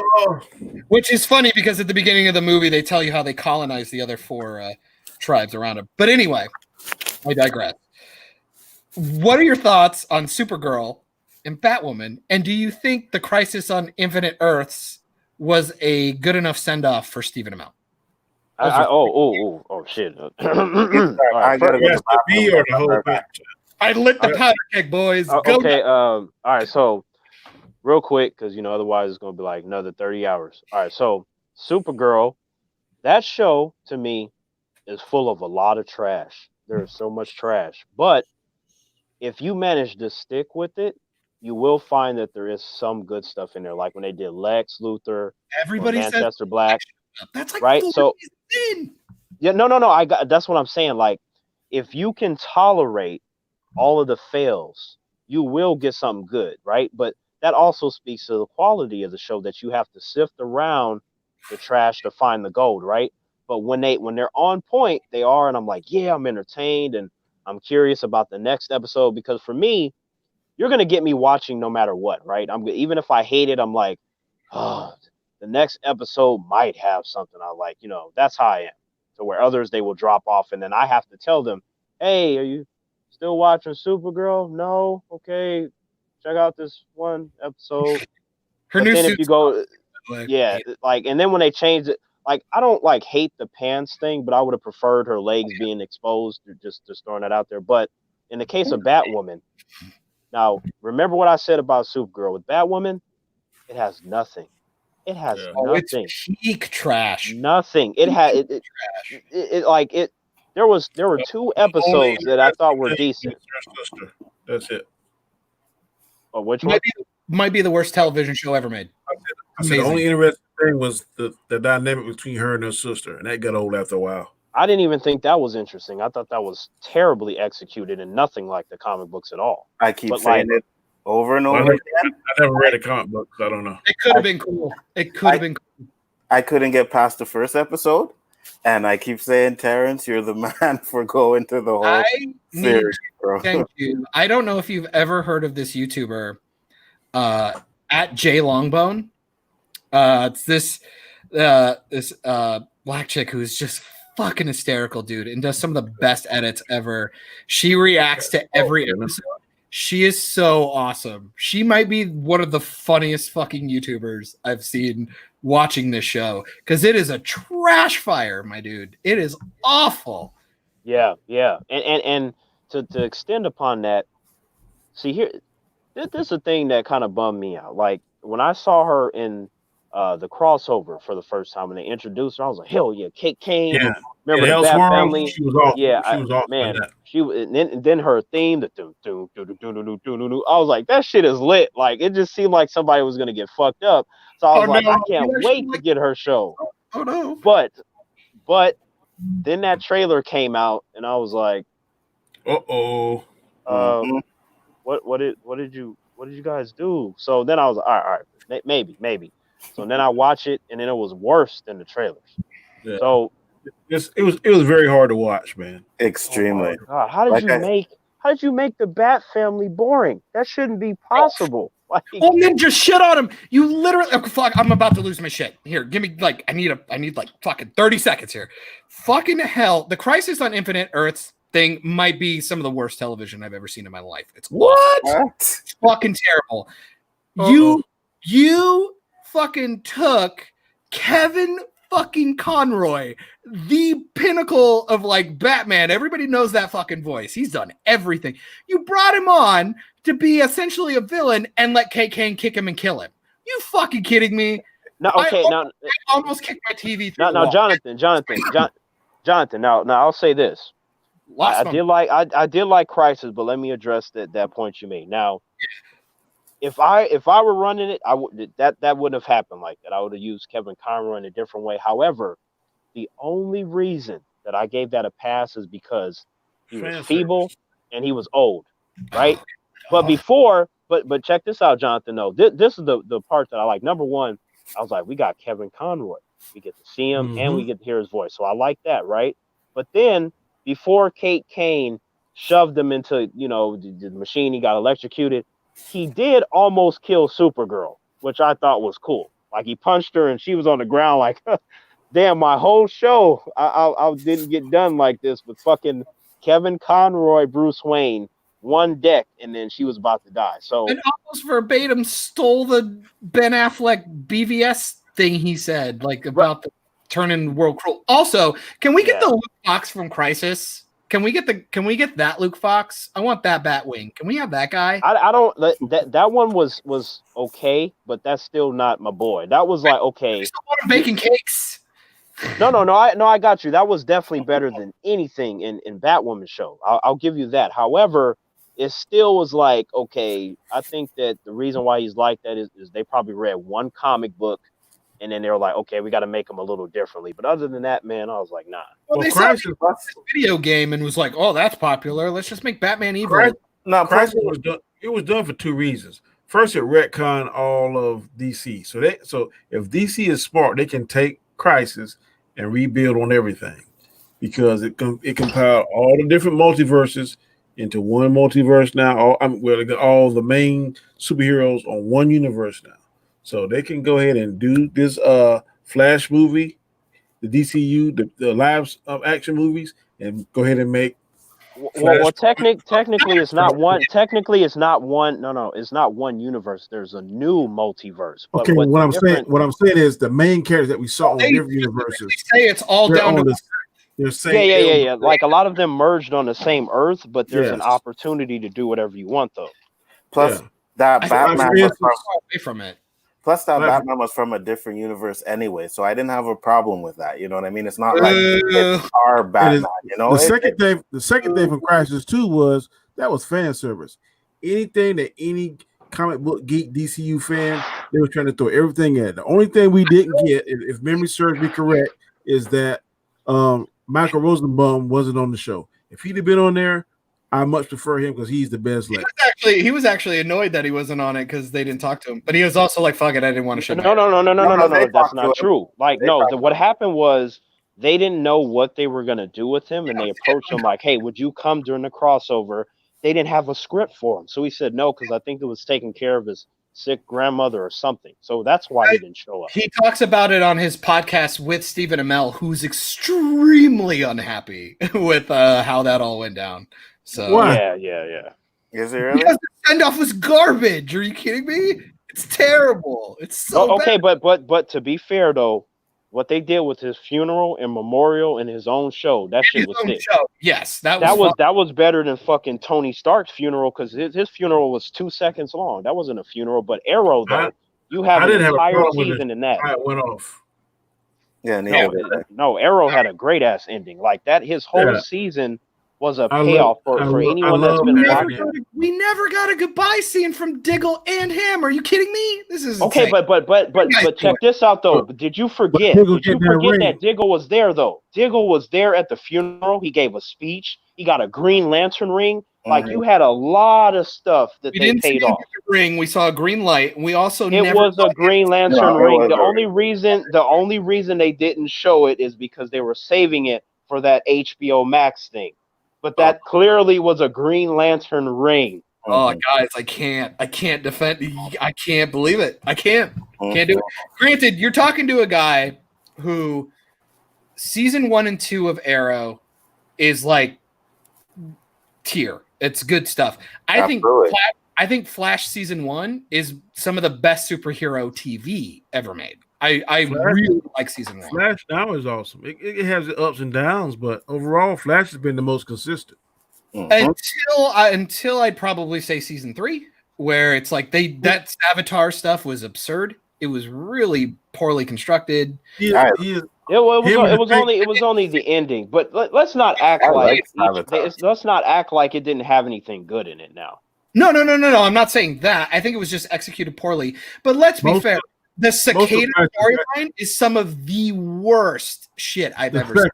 The second cicada, I agree with you. The first one, awful. Kevin Kline. Okay, but that's what I thought, Jonathan. That's flying off like every 2 seconds. Jonathan, that's what I thought with the second one. But then when I got that female Mirror Master in the recent season, I retracted that shit in.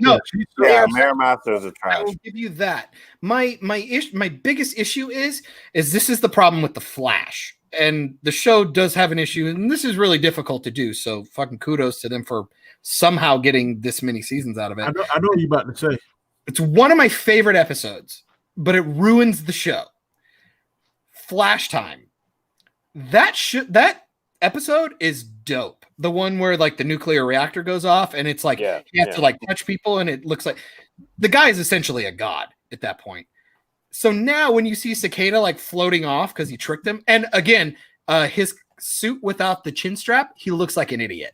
Sorry. Worst suit design I've ever seen in my life. And then once you made him Flash Time, it's like, man, you have to nerf him constantly to make anything work. That's why I always liked Leonard Snart, and that's why DeVoe kind of worked too. It was a guy who was outsmarting him versus being faster than him. Okay, but here's the thing though. When you say that, and I have to go back to the comic books, like the Flash, like any one of the Flashes, they mess up all the time. They make so many mistakes before they get better. the show showcases that, because in the comic books they have a lot of great unmatched feats. Like, I don't care which comic book brand you go to.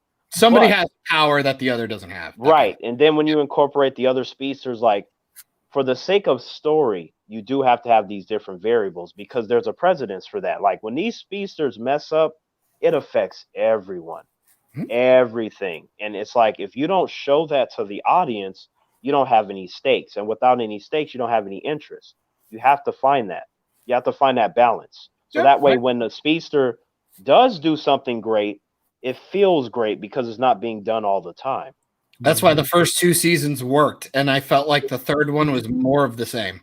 Did you see the episode where him and Grodd combined? I thought that was one of the better episodes too. Oh, hell yeah! Grodd. I like Grodd. I like when they fucking go goofy from time to time. I don't want them to do it all the time. Don't get me wrong. No. When Grodd had the Flash's power. Did you see that episode? Yeah. Oh yeah. Yeah. The Flash Grodd, like, man, that was sick. And I was telling Danny too, guys, that in the comic books, that does happen.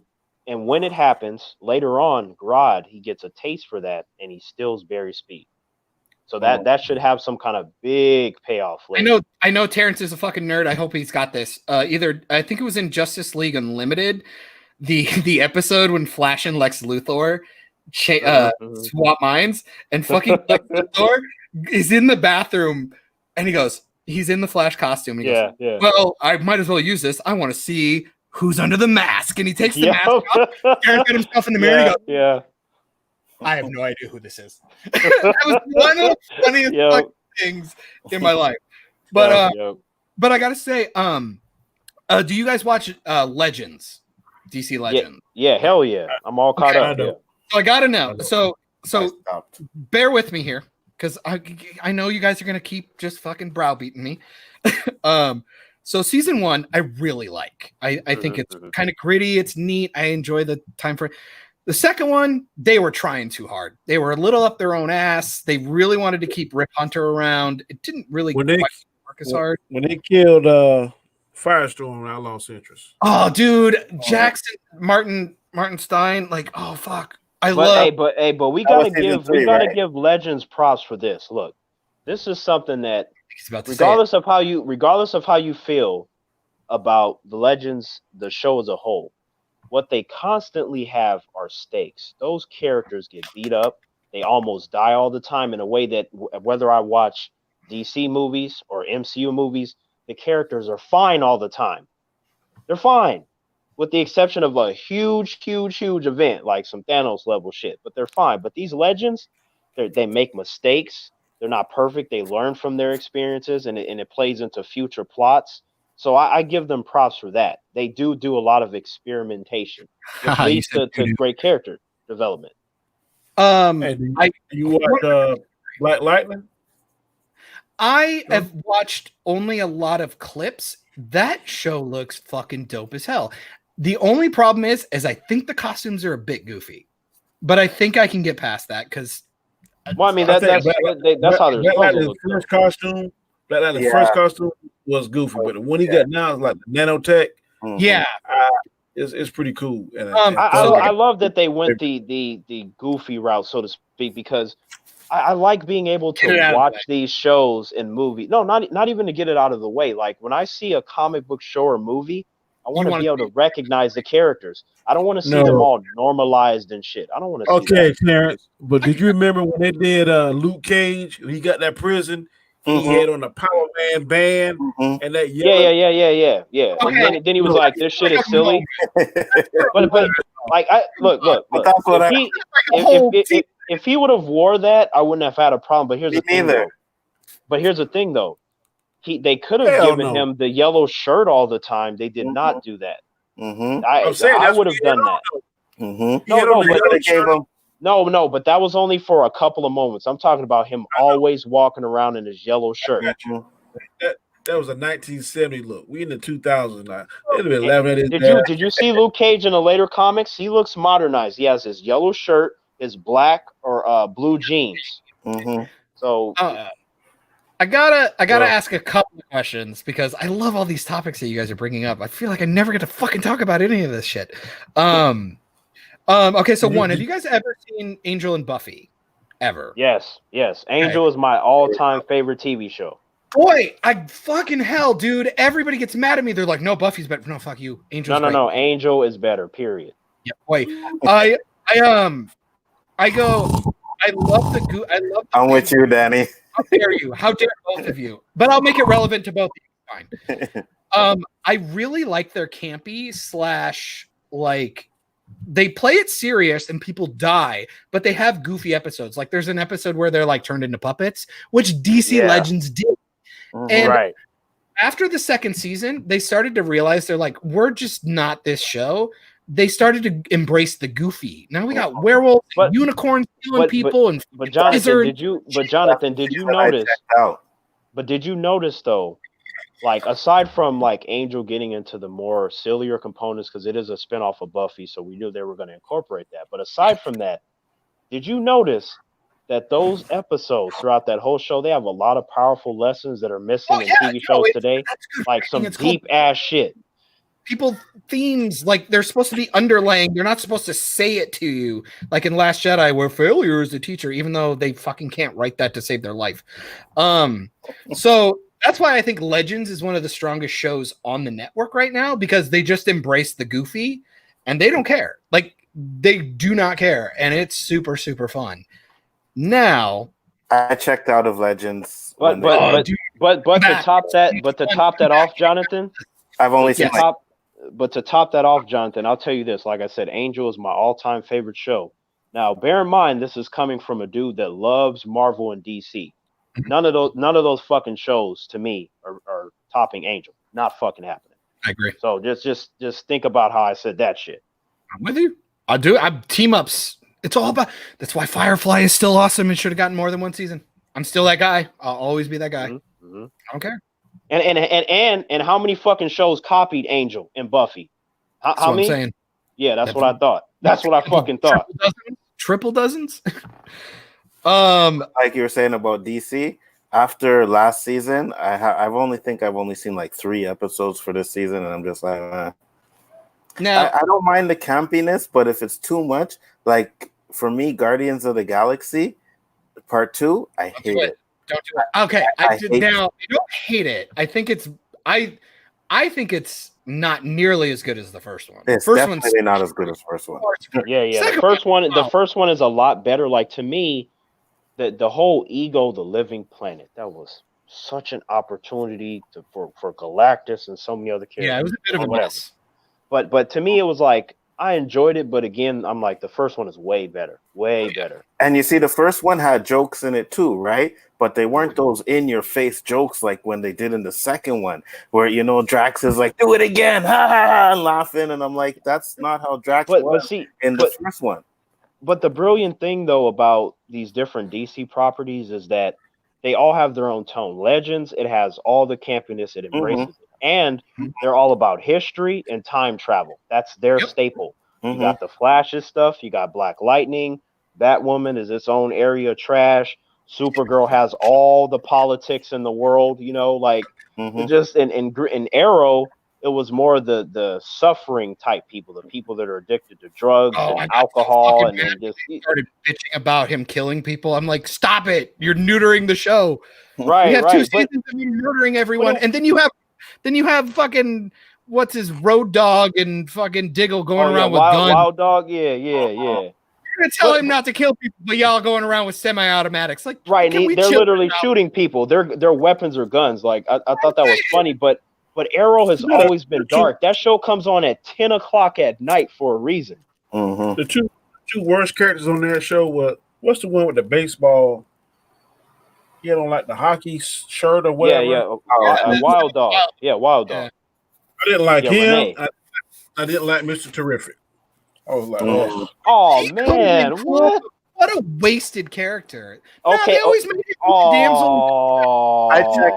I checked out of Arrow with the Ra's al Ghul storyline. After that one, I checked out after that. That was the correct time to do that. Okay, but to be fair though, to Arrow season 3. I didn't care for that as much as the other season. However, when I think they did have a lot of cool moments with the League of Assassins, like especially when Raish like killed Oliver Queen. I thought that was great when he tossed him off a mountain. But there is a lot of other stuff that I didn't care for. But then you guys were talking about Luke Cage. Okay, bear with me here. Go ahead. First couple episodes, season really good. Better. Season 1 was starting off really good, and it got really boring. Can I tell you? I think at the end of the day, because Iron Fist is complete trash. Like it's like the worst show I've ever. Like it's up there with Batwoman. Obviously, the production value is better. Hey! I did like season 2 better than 1, but it's still not what it should have been. Yeah. Every single time, and like even in the comic books and in cartoons, give me Iron Fist and Luke Cage together in a butt cop show. Every time they fought together, that warehouse fight where he's using him is fucking hell, dude. That's what I was. Yeah, when they were playing the Wu-Tang Clan and shit. Yeah, that same was thing I was telling Terrence. I'm like, the only thing I really liked was the banter between those two going on. It was really good, you know? Right. Yeah, when he would tell them about the chi and all that and shit. Yeah. You like fight dragons and shit? I like Defenders. Defenders is boring as knobs. I didn't like it either. It is boring. I liked it, but it should have been better. Like I said, the banter between Luke Cage and the characters, I loved all of that stuff. But as a series, the best on there is Daredevil by far. I know Punisher. Punisher was dope. Punisher was dope. I like Punisher. Season 2 of Luke Cage with Bushmaster. He's my favorite villain. Bushmaster was a dope villain. I like him. Luke Cage is pretty much. Can you have somebody who's like a super fan go through and just give me like the 5 episodes I'm supposed to watch? And like, I can do that. I can do that for you, Jonathan. That's what that show was. It's just so extended. And it's like when you only have 11 or 12 episodes, like how do you feel boring? Like how did you do that? But that's the thing though. Look, the Marvel Netflix shows, they're number one, like I keep telling people, they were done by Jeff Loeb and not fucking Kevin Feige. Kevin Feige doesn't do stuff like that. He doesn't do the dark, gritty substance. That's Netflix stuff. That's why they're so different. Like that statement's not true, Terrence, because I wasn't bored at all with Daredevil. No, I'm not saying no. I'm not saying they're boring. I'm talking about the approach and style, because I love Daredevil. No, I'm saying what John said. Oh, so good. Okay, but what I'm telling you is that the reason why someone may feel they're boring is because they don't have the typical action of an MCU movie. Like it's different. They're more so about their characters. Right? Look at Jessica Jones. That's completely character based over anything else. I didn't care for that at all. I didn't care for Jessica Jones. I love Jessica Jones because I like that character. Season 2 is terrible, and season 3 gets really good. Like after like episode 3, and there's an ending with Hellcat during a. I couldn't stand that shit. Trish, man, fuck that bitch. Like I want her. Let me throw this out here just for superficial, just straight up good acting. That fight, that one almost final scene with her when she's in the interrogation office, and they just do this like minute long like fucking pushing on her, and she's like, "I'm the bad guy." It's like, oh, dude, it was so fucking brilliant. It was like it was brilliant. But after I said that, Jonathan, I wanted her to die because she was pissing me off. Like, yeah, like you kill off like all these really important ones in the MCU, and then you leave these inconsequential ones to go to the raft. Like, come on! I just wish the villains of the. Like if I could take some of those Netflix characters and put them in the MCU movies, their movies would be elevated. If I can get like Kingpin, send them all to the raft, dude, and have a fucking breakout episode with like 6 solid villains. Right. Like I want to see Kilgrave just go up in Avengers Tower and just mind rape the shit out of everybody. I want to see some shit like that. Hell yeah. Yeah. Can you? I'd appreciate it. Yes, I'll talk to Kevin Feige tomorrow about that. We have talked 2 hours and a half. This last 30 minutes, I want to focus on the chat because they've been doing a lot of questions. I want to make sure that they get involved. So we're going to try and see what questions they have. Absolutely. UT Not Thrive says Black Panther was pretty good, great in Civil War. We all agree. Hey, pretty fucking awesome. Yeah. Try again. He's amazing. Also, when is Dread 2 coming out with Carl Urban? Too long. But that's the thing, Jonathan. Like, because it didn't make the money. Like, what happened was after it came out, a lot of people bought the film and you got it on demand. And Carl Urban was pushing to get a second one, but the studio was unconvinced. They're like, it's a risk. All the time, it sucks. Like, and I'm not even like super happy with J.J. Abrams right now, but there was a show with him in it called Almost Human, where he was like, fucking great show. Only got like 13 episodes. I thought it was dope. Yes, I agree. That shit was phenomenal. Damn it, I was pissed when they canceled that shit. I was cursing all over the place. United Thrive said the guy named Claw was killed too early in Black Panther. We all agree. Mm-hmm. Yeah. He should have got his own villain arc, and Killmonger should have been in episode 3.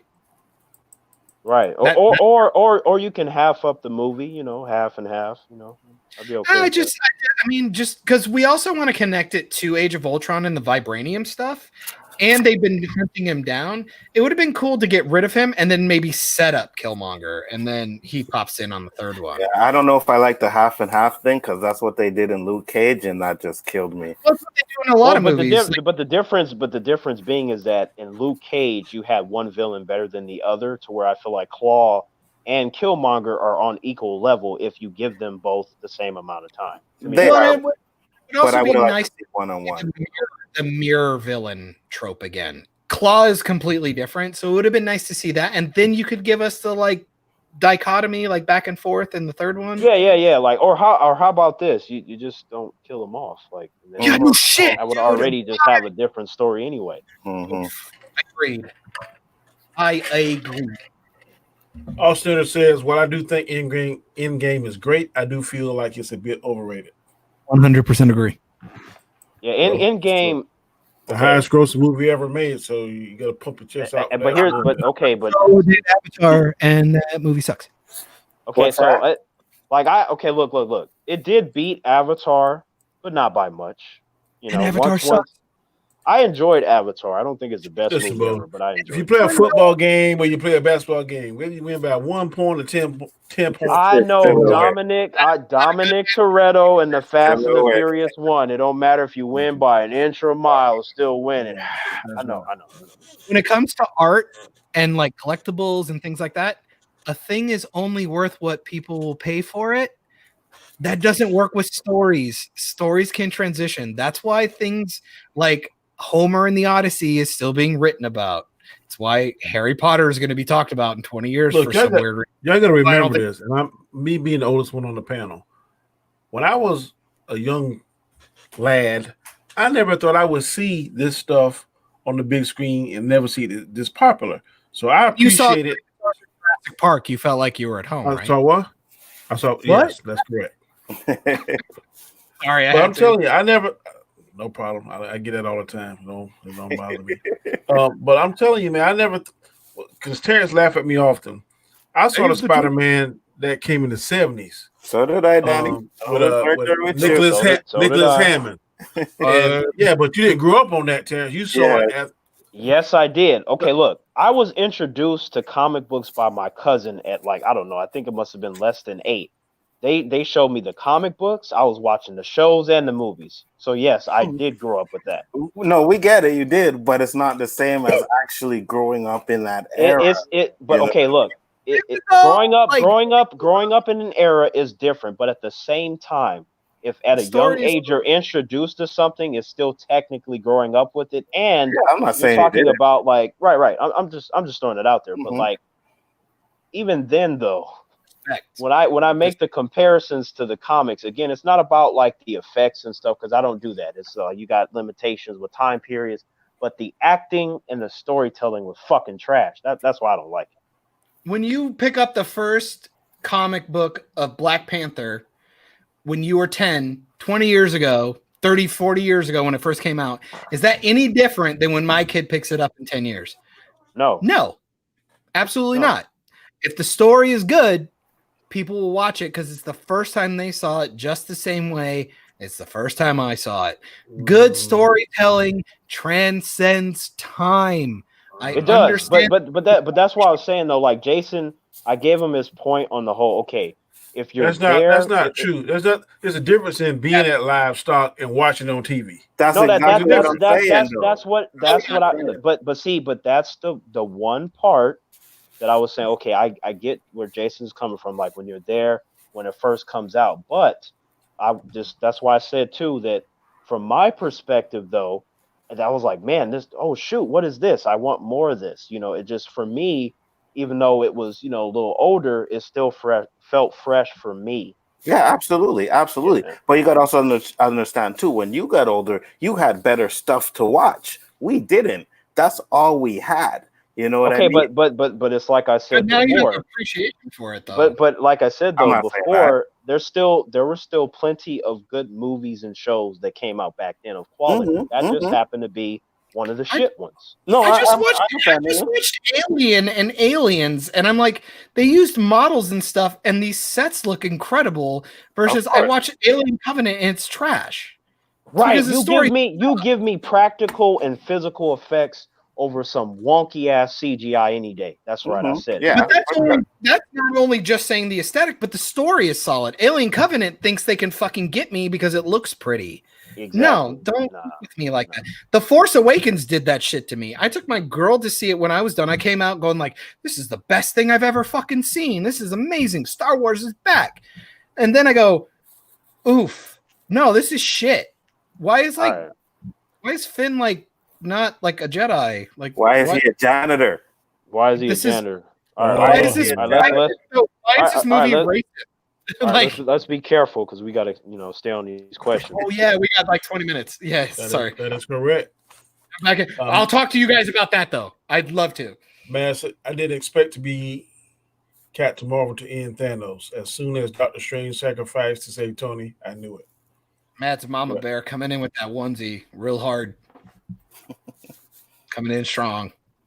Yeah, yeah, like it's like I said, like I consider a lot of things. It doesn't mean that I'm gonna be right, but it's like if I think that it's possible and then it happens, I'm like, what? Considered that, I love how they say Endgame showed how strong Thanos is without stones. It's like, no, Infinity War did that. Try again. Yes, it was not Infinity War. Really? Not really. We literally talked about how he fucking hand-to-hand fucking Hulk. But he had a stone already.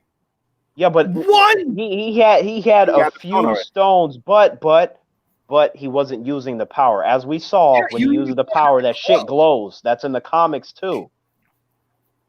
Yeah, I get it. I thought you were going to be the one that scared me the most here. And you, sir, yes. Yes. I'm going to piggyback you like fucking Yoda. Freaking Wonder Twins, I guess, huh? Okay. Wait. Mad said Thanos turned Sam and T'Challa to dust. I'm glad he was killed twice. Damn. Nah, when they cut off his fucking head in Endgame, I'm like, this shit is stupid. I'm walking out. My problem with killing T'Challa is we already knew Black Panther 2 was coming, so there was no stakes in that. Can I say how bullshit it was that we heard on your left and Sam should have fucking came through the portal and landed right on Captain America's left? Except we hard cut, and I'm sorry, I know you guys like Black Panther. We hard cut to fucking T'Challa coming through the portal with his sister and his mom.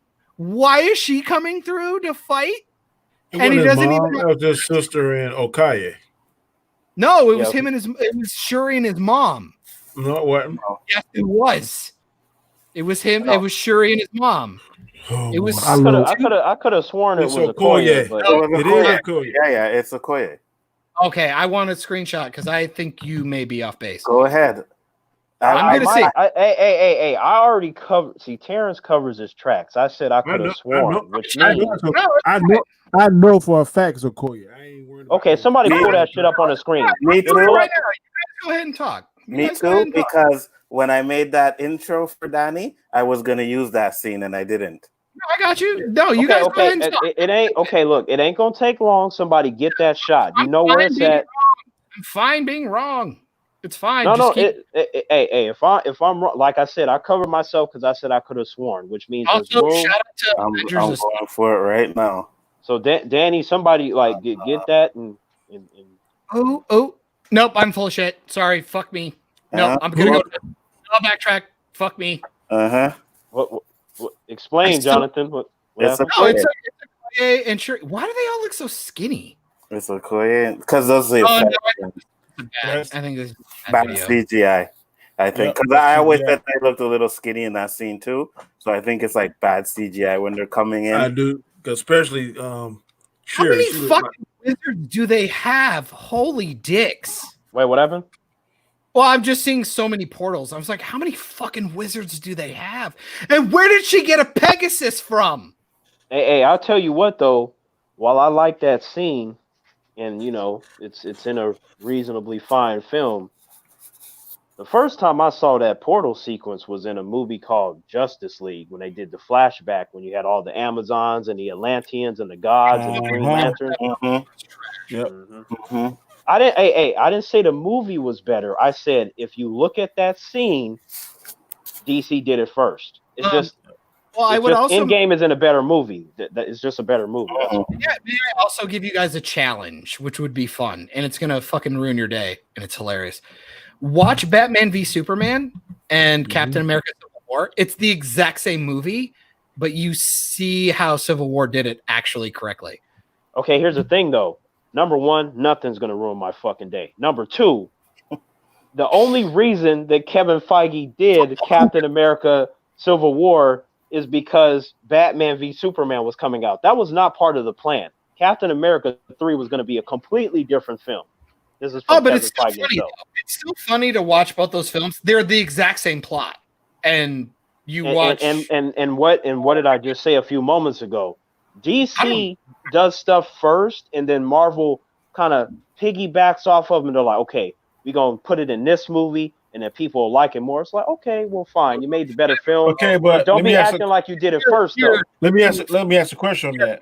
Lexi, not Lex Luthor, but Lexi, he kind of manipulated that whole scene that they showed between Bruce and Superman. So how did they do that in Civil War? Trash. I'm sorry, I don't know who defends. Okay, but the theatrical version, with the exception of the Batman scenes, I'm like that's bad. But I think the Ultimate Cut is a better movie. I'm just saying that right now. And it's boring. All it did was add more Lois Lane stuff and prove that. It added more Superman stuff too. Like that. John's going to the invisible world. And it explained a lot.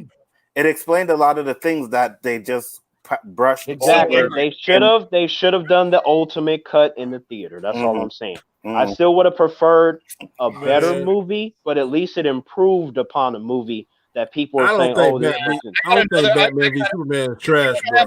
Topic that we got to talk about because all it did was added more convoluted nonsense that didn't change anything. No.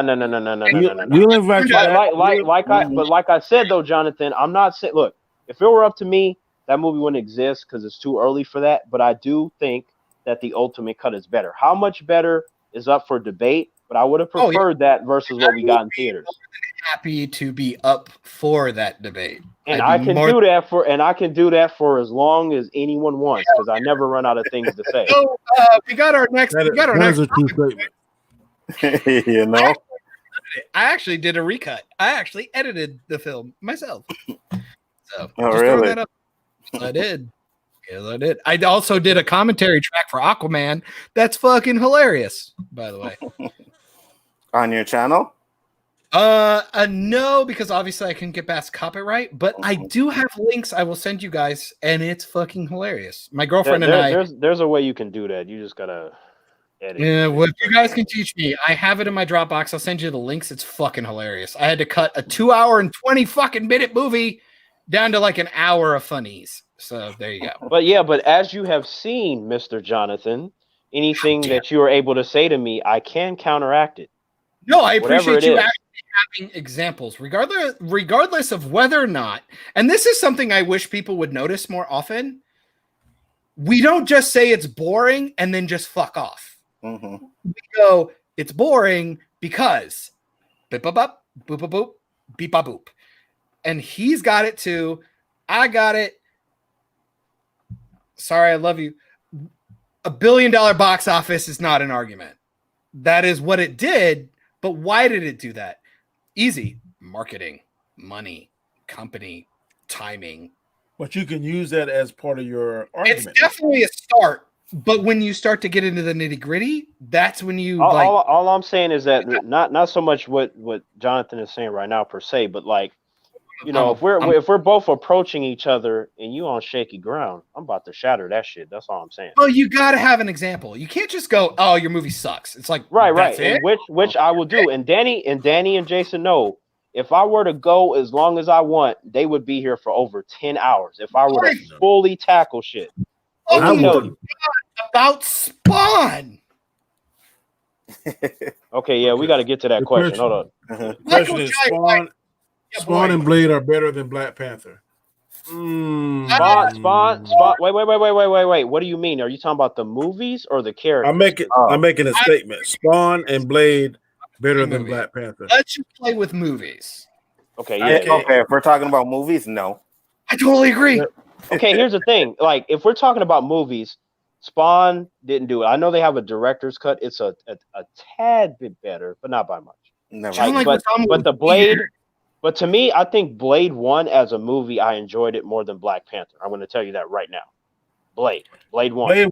I like Blade 1 and Blade 2 better than Black Panther. I'll go back. I can definitely do that too. You know what I mean? Yeah, same here. And Spawn would be on the bottom out of those three. Now, if we talk about comic book characters, I feel like number one, it should be said out loud for the people that don't know and they're not familiar with comic book history that Spawn, for a number of years, was actually over Marvel and DC just by himself. So they're just saying. Before Todd McFarlane went to his own company and got a whole bunch of guys from DC and Marvel, and they started their own brand. I seen there was a little documentary on Netflix about it. You know what I mean? And they didn't want to follow the industry, and they wanted to be independent with their comics and be able to do whatever they wanted to do. Tom McFarlane is a creative genius. He doesn't get nearly enough credit as I think he deserves. But like, if we're talking about comic book characters, Spawn has some great comics. Same thing with Blade. Same thing with Black Panther. So there you go. Yeah. What did I do? I didn't mean it. But yeah, so Danny, yep. Any more questions? Or Spawn effects actually still hold up, by the way. They're actually kind of good, except for like the hell stuff, but it looks a little video gamey. But to be fair though, like that was at the height of those kind of, or at least technology. The beginning, I should say. Yeah. So they were experimenting, but damn, that fucking Spawn costume with that fucking cape and shit, man. Like the scene after he the motorcycle. Yeah. I like when he turns the wall, the cape turns him into a part of the wall. Right, yeah. That shit look as hell, Spawn got some stuff in it. I'll give it that. It's not perfect, but damn it, right. I'll watch the shit out of it. But the part that was really ugly was like when he was coming from hell. I was like, the hell. Yeah. I think that was more the experimental shit. They was like, because if you compare it to the rest of the movie, it's much lower in quality. You know, so much lower. But I think that has to do with reshoots because Todd McFarlane did not like the way it ended, right? So I believe that the studio had something to do with the ending and that's why it looks like that. Thanks, studios. But the reshoots, it's like true, you do have the reshoots, that's facts. But at the same time, it's like, but that shit in terms of the effects is still so much worse though. Yeah, it was horrible. Yeah, it was horrible. Absolutely. Like I say, it's always about subjective versus objective. Like, how do you want to look at it? Like me, I understand that Batman and Robin is a fucking shit film. Yeah. I'll watch it 100 billion times. If you turn on Batman and Robin with fucking Arnold Schwarzenegger and Thurman is Poison Ivy, yes, I will be watching. If I see that movie, it's silly. It's so silly. I love Arnold Schwarzenegger. Anybody that knows me will tell you that. I didn't see his films. I was following his bodybuilding career, but when he played Mr. Freeze, I didn't even. He made it funny, man. He made it funny. It's amazing. He's like, but okay, okay, I'm not gonna lie. There was a couple scenes where he made me chuckle, but at the same time, when I noticed the jokes they were telling, he had his fucking polar bear slippers instead You of know what I actual mean? Oh my god! Like, Yeah. The only reason why I remember the heat miser and the ice winter miser or whatever. oh my Freeze miser was god! And funny, then his man. lines and shit. I'm like, what the? And dude, They gave him a hockey team because he was cold. It was just like, you motherfucker. Like, all right, like, fuck all three of you. Uma Thurman as Poison Ivy was sexy as hell, and Alicia Silverstone in that fucking suit. okay, like to be fair, Poison Ivy was the best thing in that entire movie by far. Absolutely. I'd Not probably to give me. you that. Not to me. Can I make here's a weird thing, because like people talk about like Peter Parker, like which actor is a better Peter Parker versus a better Spider-Man. I think George Clooney was a fucking dope ass Bruce Wayne. Fucking terrible Batman. No. Jonathan, this is George Clooney in that movie. You think Christian Bale is like a better? No. Jonathan, Bring him back. I know you got sent. You bring me back. Jonathan, You bring me back. you got sent to the Phantom Zone. But look. This is George Clooney on the set of Batman and Robin. Okay, George, we're gonna need you to get in character action. He was still just George Clooney. Uh-huh. It was just George Clooney. Yeah. George. There was no Bruce. There was no Batman. How was he dope? How was he dope as Bruce Wayne? George Clooney is Bruce Wayne. He's rich. Wow. Okay, I'm banging my head on this fucking wall. No. You know what? He's got a back credit card. What are you gonna do? Oh my head. I want to hear what you were going to say about Christian Bale, though. He's a terrible Bruce Wayne. I think and I actually don't even think he's a particularly good Batman. Thank you. No. See, I'm the opposite on that. No. He's actually okay. Batman Begins dope. Until Ben Affleck came on the scene, who was the best Batman? It was him. Oof. Well, yeah, okay. Michael Keaton, I'm not going to fight against that. That's my thing. But I will say this: Christian Bale, to me, I thought he was great as Bruce Wayne, and as Batman, I was fine with him. But it ain't no Ben Affleck. That's how I felt about Christian Bale. Yeah, Bruce Wayne down, but the Batman wasn't to the same par. But it was like it was good enough to where I did not hate it. I still liked it very much. Michael Keaton lost his credibility as Bruce Wayne when he fight the Joker with that poker. You want to get nuts? Well, he did that on purpose. He was trying to look like an asshole. Yo, that scene was classic. Did you see how Joker looked at him? I know. No, seriously, he was trying to look like an asshole. Did you see how Joker looked at him when he said, "You want to get nuts"? Joker was like, "This motherfucker." Yeah, Joker pulled out his gun and said, "You want to dance to the devil in the pale moonlight?" And well, no, but if all of a sudden he jumped in and like fucking karate chopped everybody, it's like, oh, okay, so why does he know how to do that? No, he's trying to play. I'm not saying do that, but I've never seen Bruce Wayne act that damn goofy. Because he had to play it smart. He was out. I don't know, man. In them comics, man, Bruce Wayne, I feel like he's smarty pants. He's good at adapting. Bruce Wayne is the master of disguise. What's that disguise he carries? What did he disguise himself as? The fireplace? Exactly. No, No. I'm arguing the point where he said he didn't have that way. I'm saying Bruce Wayne is the master of disguise, the master of adapting to something. That wasn't adapting to something. That looks like he was stupid as hell to me. Okay, but did he die? But did he die in that scene? He didn't die, so he knew what he was doing. What does Superman do? What does Superman do to turn people off from the fact that he's Superman? Put on glasses. That's about it. No. Hang on. See, this is why I tell people to watch Kill Bill Volume 2. The only Superman that he acts bumbling in is Christopher Reeve. I don't think no. But look, in the comic books, this dude, his entire it's not just the glasses, his whole costume, his real costume is the business suit and the glasses and his demeanor, the way he acts. He is very unsure of himself. That is Superman. But when you hear them humans screaming, "Help me," what does my boy do? His posture changed. He a whole different beast because he needs to do that to make sure that when the humans see him, they're like, look at this fool. He ain't got no confidence or nothing. There's no reason for them to really look at him as being this great being if he himself seems like a basic ass human being, aside from, the fact that I understand the only place he acts bumbling fool is the Christopher Reeve. The other Supermans didn't act bumbling. And that's why Christopher Reeves will always be considered the best Superman. But here's the thing though, it's not so much that the other ones weren't bumbling, it's just a different approach. But when you compare how the other actors act compared to when they're Superman is very different. It's not the same thing. Brandon Ruth would be perfect. Give me a Kingdom Come with Brandon Ruth. Yeah, anyway. Now that was good. The one in Returns, he was a fucking stalker. I can't stand that movie. That ain't it. Right? Him in the CW, give me that costume, Kingdom Come. Give me that, Brandon Ruth. Yes, that's why I was happy when he beat up the bitch Superman, the one that came from Supergirl. When he fucked his ass up, I started cheering. I'm like, now that's Superman right there. I'm not gonna lie though. He is kind of charming, so I'd be okay with his show. But at the same time, No. See, Charmer's not good enough when he has like cringy ass lines, and when he gets beat by Supergirl, that's not his fault. It's bad writing. I'm not saying that it's his fault, but what is his fault is that number one, when you compare him to the real Superman, like Brandon Routh, he was all skinny and shit. I'm like, that ain't how Superman's supposed to be. In fact, what happened with Lois when she saw the real Superman? She got wet. She was like, oh, damn, that's how my boy is supposed to look. Same. My panties dropped through the floor.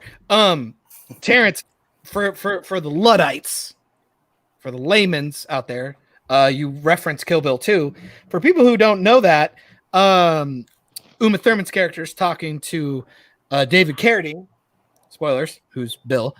They talk about the weird disconnect of Superman versus Batman. No, Spider-Man, Superman, Spider-Man. No, it was Batman. No. He said he was mentioning the whole difference between. Because look. This is what he said when he was telling. The whole scene was about Beatrix Kiddo running off and pretending to be someone she's not, and he said he's like, look, Peter Parker has to put on a suit to become Spider-Man, but this is where Superman differs from everyone else. When he wakes up, he's already Superman. Those clothes, that's his clothes from Krypton. His real costume is the business suit and the glasses. Yeah. That was the scene. And he was trying to tell her, it doesn't matter how far you run, how nice you try to be, you get a little job, you raise your little family with the glass of lemonade, you will always be a fucking assassin. Mm-hmm. That's why he was pissed. He taught her a powerful lesson, and honestly, Beatrix Kiddo fucked him over first. Number one, she ran away. He thought she was dead. She was fucking pregnant, and she didn't tell him, and she was getting married to another nigga on top of that. I'm like, Bill had every reason to kill her ass. Hashtag bad dads. No, I'm really glad you brought that up because there actually is controversy of whether or not people agree with that. I'm actually one who, like, when I heard it, I love it. I think it's awesome. I think it's a cool dichotomy. Right, but see, that's the fun thing about it, though, because Bill is right, but then Beatrice Kiddo, like the whole, you trying to kill her, and then she thought her child was gone. She has a reason for her revenge, but doesn't that go away? Because at first, when you watch Kill Bill Volume 1, you just think she got dealt the worst hand. Her child is gone. These people that she was cool with try to murder her. It's not until you get to number 2 when you hear Bill talk when you go, oh, so Beatrix is the fucking asshole in this situation. I love it. Are we the baddies? I love self-reflection. Mm-hmm. It's good. Self-inflection awesome in a film. All right, yeah. So next question. Yeah. Out of all the Netflix characters, Luke Cage felt like my least favorite. Daredevil and Jessica Jones are my favorite. I didn't mind Iron Fist. Iron Fist was trash, and Luke Cage was just kind of boring. But I love the actor, dude. What a perfect casting. Daredevil is the best show out of all of them. I didn't like him cast as Luke Cage. You really didn't like him? I thought he was perfect, dude. His acting is horrible. I don't like his acting. I thought he was good. See, there's two sides of the fence because I was talking to my boy Jason about that. I'm like, you got people that are like, Mike Coulter? Hell no. And then you got people like me that are like, he was cool. I like him. He was charming and funny. I don't know. You know who I think would have did better? And I say that for Jax too. I want him as Jax. Mac from Agents of S.H.I.E.L.D. See, but I like Mac though. Don't take away Mac. I like Mac, but I think he would have been better as Luke Cage, and I wanted to see him as Jax. I actually thought he was going to become Luke Cage. You know what though? Like, you know what? I legitimately thought they were going to do that. Mac sometimes though, like out of all them S.H.I.E.L.D. characters, sometimes Mac is like the closest thing to Terrence in the group. When they start talking about all this nonsense and shit, Mac puts them in their place. You ain't making no fucking sense. Guys, can you stop reading a book? I need to hit something. D. Scott says, which movie do you prefer, Captain Marvel or Alita Battle Angel? Alita Battle Angel. Both are terrible. Ooh. Oh hell nah! Explain Yeah. that shit. The CGI is trash. In Alita? Murder ball, You know, or roller ball, motor ball, like whatever. The rules aren't explained. It's lame, and everything is convenient. Everything. It's okay, I will only agree to that last thing you said, that things are Convenient convenient. But the CGI and the character and the story, that shit rapes the shit out of Captain Marvel. Are you going to deny that? I agree. Okay, but there I you think go. they're both. Alita's definitely more watchable, but they're both terrible. Alita, sick. I don't agree. I don't agree. Me I don't too. even think. And in fact, I'll say this out loud so that way there's no confusion. I don't really even think Captain Marvel's that terrible. I just didn't care for it as much as other films. But but Alita though, I'll be happy to rip those apart for you too. then I'll be happy to counteract it. Let's go. Bring it. I love it. Let's go. Shifty Gizm says George Clooney would have been the definitive Batman Bruce Wayne in a better movie under a better director. Ooh, no. Clooney is a phenomenal actor. In a non-campy serious Batman film, he would have been gold. Nah. Look. Let me tell you. Terrible Batman. All I'm saying, I did not see that. I think let me say this about George Clooney so I don't forget. George Clooney to me is a great actor, but like what I have to wait and see from Mr. Pattinson, just because you're a great actor does not mean you're fitting for every role. So George Clooney to me is an example of he's a great actor, but he did not fit the Batman character. That was not for him. It didn't work. So I hope Mr. Pattinson, when he stops acting fucking stupid and pick up a dumbbell, that he ends up being a great Batman. I wish him the best. I don't know if you remember, but when Michael Keaton was cast as Batman, there was almost as much backlash as when Ben was cast. They're always working. Remember, but this is different though. See, Robert Pattinson's extra backlashes from him saying stupid ass shit. Oh yeah, like, no, not gonna work out. I'm not comparing the two. I'm just saying, like, that's a good to remember. He's probably over it because of the Twilight shit. He's like, "Fuck all of you. Like, I'll get it done. Don't worry." Like, I hope he's like, after he read some of the comments. I hope he was like, "Damn, I thought I was making a joke, but the Batman fans are real. Like, yeah, motherfucker, there's a Batman Day for a reason." Like, I literally made the joke that this is going to be the first time where I feel like women really want to bang Bruce Wayne since George Clooney. So at least he's got that part, and like he can buff up. It's fine. In worst case scenario, just give him a padded ass suit. It'll be fine. Okay, here's the thing. Look. I don't want to see no Shazam looking Batman. I don't want to see. Okay, that. but in Zachary Levi's defense, he is way more built than Robert Pattinson. He's not as big as his suit, but he still has some build to him. Yeah, like he actually buffed up for that. If there's a picture of him, I know. I enhanced it, like, you know what I mean. But a lot of people are like, "Oh, fake muscles," and I'm like, some of it were, but he actually, like, they showed a picture of him. I personally would have told him to get bigger. It was like he was built, but not enough. So that's the only difference. I would have made the suit more, like how Henry Cavill's Superman suit was, to where it fit his body. That's how I would have did for Shazam, even though I don't have a problem with it. I'm just letting you know how I would have done it. Mystical powers. He doesn't need to look like The Rock. Just like be cut. Like be cut and a little big. Look. Check this out. You wait till when Rock comes in at Black Adam. You could be like, what the fuck? Look, this is what I'm gonna tell you. Look, if they were to cast me right now, they're like, look, Terrence, okay, Black Adam 2 is coming out, this and that. Look, I'm walking around at 218. Dwayne Johnson is taller than me and he's 250 pounds. What I would do is I'd go up to 230. So that way you get 250 and 230. So I would improve myself if I know I'm going to be with Dwayne, which I can. So, yeah. Oh, you mean like when Vin Diesel thought it would be smart to put The Rock in the Fast and the Furious franchise? Like, what the fuck are you doing? That was smart. Smart because the franchise blew up since he came. That's facts. No. I'm saying that's good for the money, but it's funny when Vin Diesel's supposed to be Mr. Muscles. But Jonathan, though, he's still Mr. Muscles. Like Vin Diesel is anywhere from like he goes from 220 to 225. Like Dwayne is taller and he has like maybe 30 pounds on him, which is a lot. But at the same time, Vin Diesel is not a small guy. He's still a big guy. Dwayne Johnson is just Dwayne Johnson. Then put Dwayne Johnson next to Henry Cavill. You're still going to see the same issue. You know what I'm saying? Okay, but my thing is that just like with superheroes in the comic books, even in live action, they're different sizes. They're all muscular, but there's a difference. There's a difference. Like what is it? What do most people say when they don't know how bodybuilding competitions work? You put them all next to each other. What do they say? They're all the same. No, no, no, no. There are differences. This person's taller. This person's shoulders are bigger. There are always differences, and they're supposed to be. Yeah, that's stupid as shit. You're not supposed to be skipping legs. That's dumb as fuck.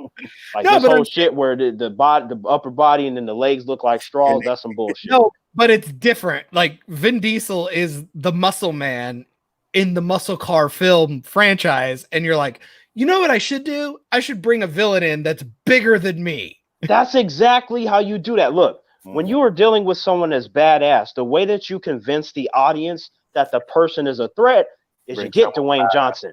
Like if I'm sitting there like, yeah, Vin Diesel. No, it's not unbelievable because that's how the villains are. Even in the video games, you play the first Mortal Kombat, you get past the characters, fucking big ass Goro. He's bigger than everybody. That's what makes it terrible. Arms. What are you doing? This is not no. But we're talking about the size difference. Goro is so much bigger. 4 arms and he's 8 feet tall. But the point is that there is difference in stature. Just like you compared Dwayne to Vin Diesel. You can shoot fire. What are you doing? Come on. Don't act like you don't know what I'm talking about. Dwayne Johnson is much bigger than Vin Diesel, but that's the point because he has to stop him. You have to make it convincing. Better than this. That was a terrible argument. No. Don't start that. Oh, come on. You know exactly what I'm talking about. Luke Hang. Y'all read a tick on the bottom? I'm not staying on here all damn night. I'm not staying on here all damn night. Don't give me a Smartman up here. Like I like talking with him. He's got good shit to say. And you just mentioned. Did you not just mention fireballs? What the fuck do the rest of those characters have? They have projectiles and weapons. It counteracts 4 arms. I'm not being on here all damn night. You understand? I'm not being on here all damn night. That was his first one. I'm not being on here all night. Let's start wrapping this shit up. I think I'm the only one that never got kicked out tonight, so I'm doing good. No, Jason didn't Jason get him the fuck out of here. Oh yes, Jason. Yeah, you got kicked out a few times. That was my first time because Danny was like, "I'm wrapping this shit up. I ain't got time for." It is 3 hours and 6 minutes. I got to go. All right, so let's finish. But I will promise you, John, I think you're gonna be an honorary member of this crew if you want to be. I'm down. I had a great time. We're gonna continue this. I'm thinking about doing something on Friday night. I hadn't really committed that yet because my job, but definitely next Sunday, I may hit me up whenever, man. I'll see what I can do. I would love to talk Endgame because apparently Terrence hates it too, and I feel like we're whoa. Well, you know what I mean. You have issues. Thank you. I do not like when humans misquote me. I have issues. Calm down, sir. I feel like you and I could have a very, very long, detailed, great discussion about that film. Oh yeah, we already did it for 3 hours, but like I said, I know how to counteract everything. That is true. Let's see. Keep up the grind. You're entertaining, and I love watching you guys. Thank you. Thanks, I appreciate that. Hell yeah. Everyone there had 4 arms. That is correct. All right. I get lonely sometimes. That 4 arms strong. Before we leave, I want everybody to tell where they can find you at. Since you are our guest, Mr. John, I'll let you go first. Tell the people where they can find you at, sir, and anything you want to shout out about your channel. Apparently you can find me on Twitter annoying these guys about Black Panther, I guess. At BaldMamBad1, as you see. I'm also on YouTube as BaldMamBad and or Hammond Studios, HAMMEN Studios. Feel free to Google that word if you can't spell it.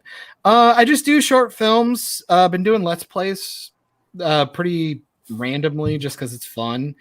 I don't know how this happened, but I've been getting on these podcasts lately because apparently people want to talk to me or make fun of me, or I don't know. Good conversation, man. We really enjoyed it. I mean, I had a fun laugh. You guys are great. Absolutely. You guys were great. I certainly hope this is not the last time I'm here. It will not. I'm inviting you to the show next Sunday. If you want to come, you're more than welcome. I will send the link out. we'll talk after we go off the air because we usually kind of exchange information and stuff. So Yeah, that'd be great.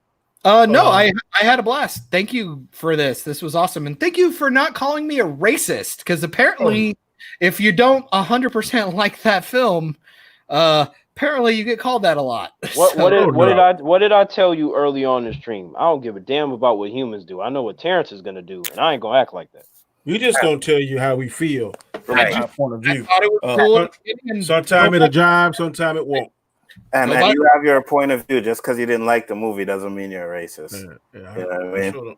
See, there you go. This is coming from 3 black people, Jonathan. You're in the clear. So in the future, if you talk to anyone, they're like, Jonathan, you're a racist because you don't like, but you be like, look, I talked to 3 black people and they said I was fine. That's how you can do it. I'm sicking Terrence. I'm sicking you on everybody because I'm like, he also knows Kung Fu.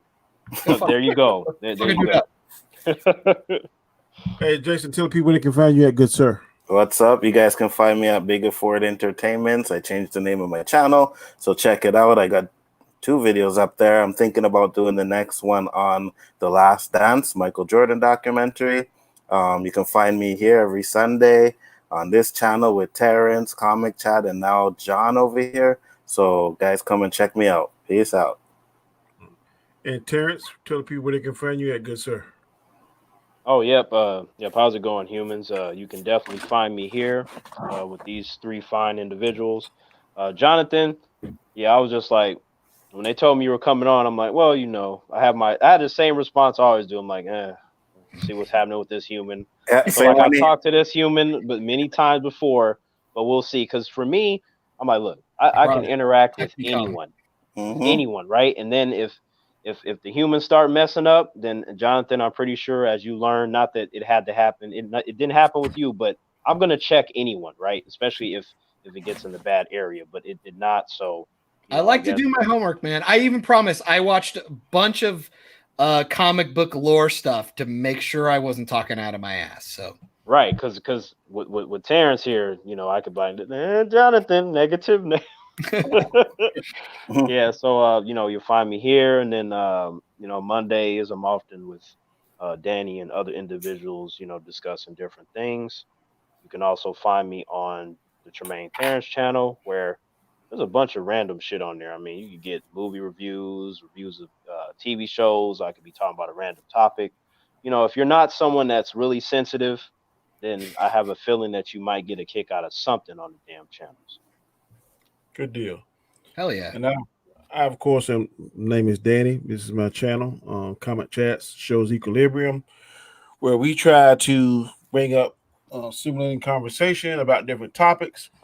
I think instead of the Dynamic 3, we just became the Fantastic 4. So I'm hoping we'll progress to something that would be Can I be Susan Storm?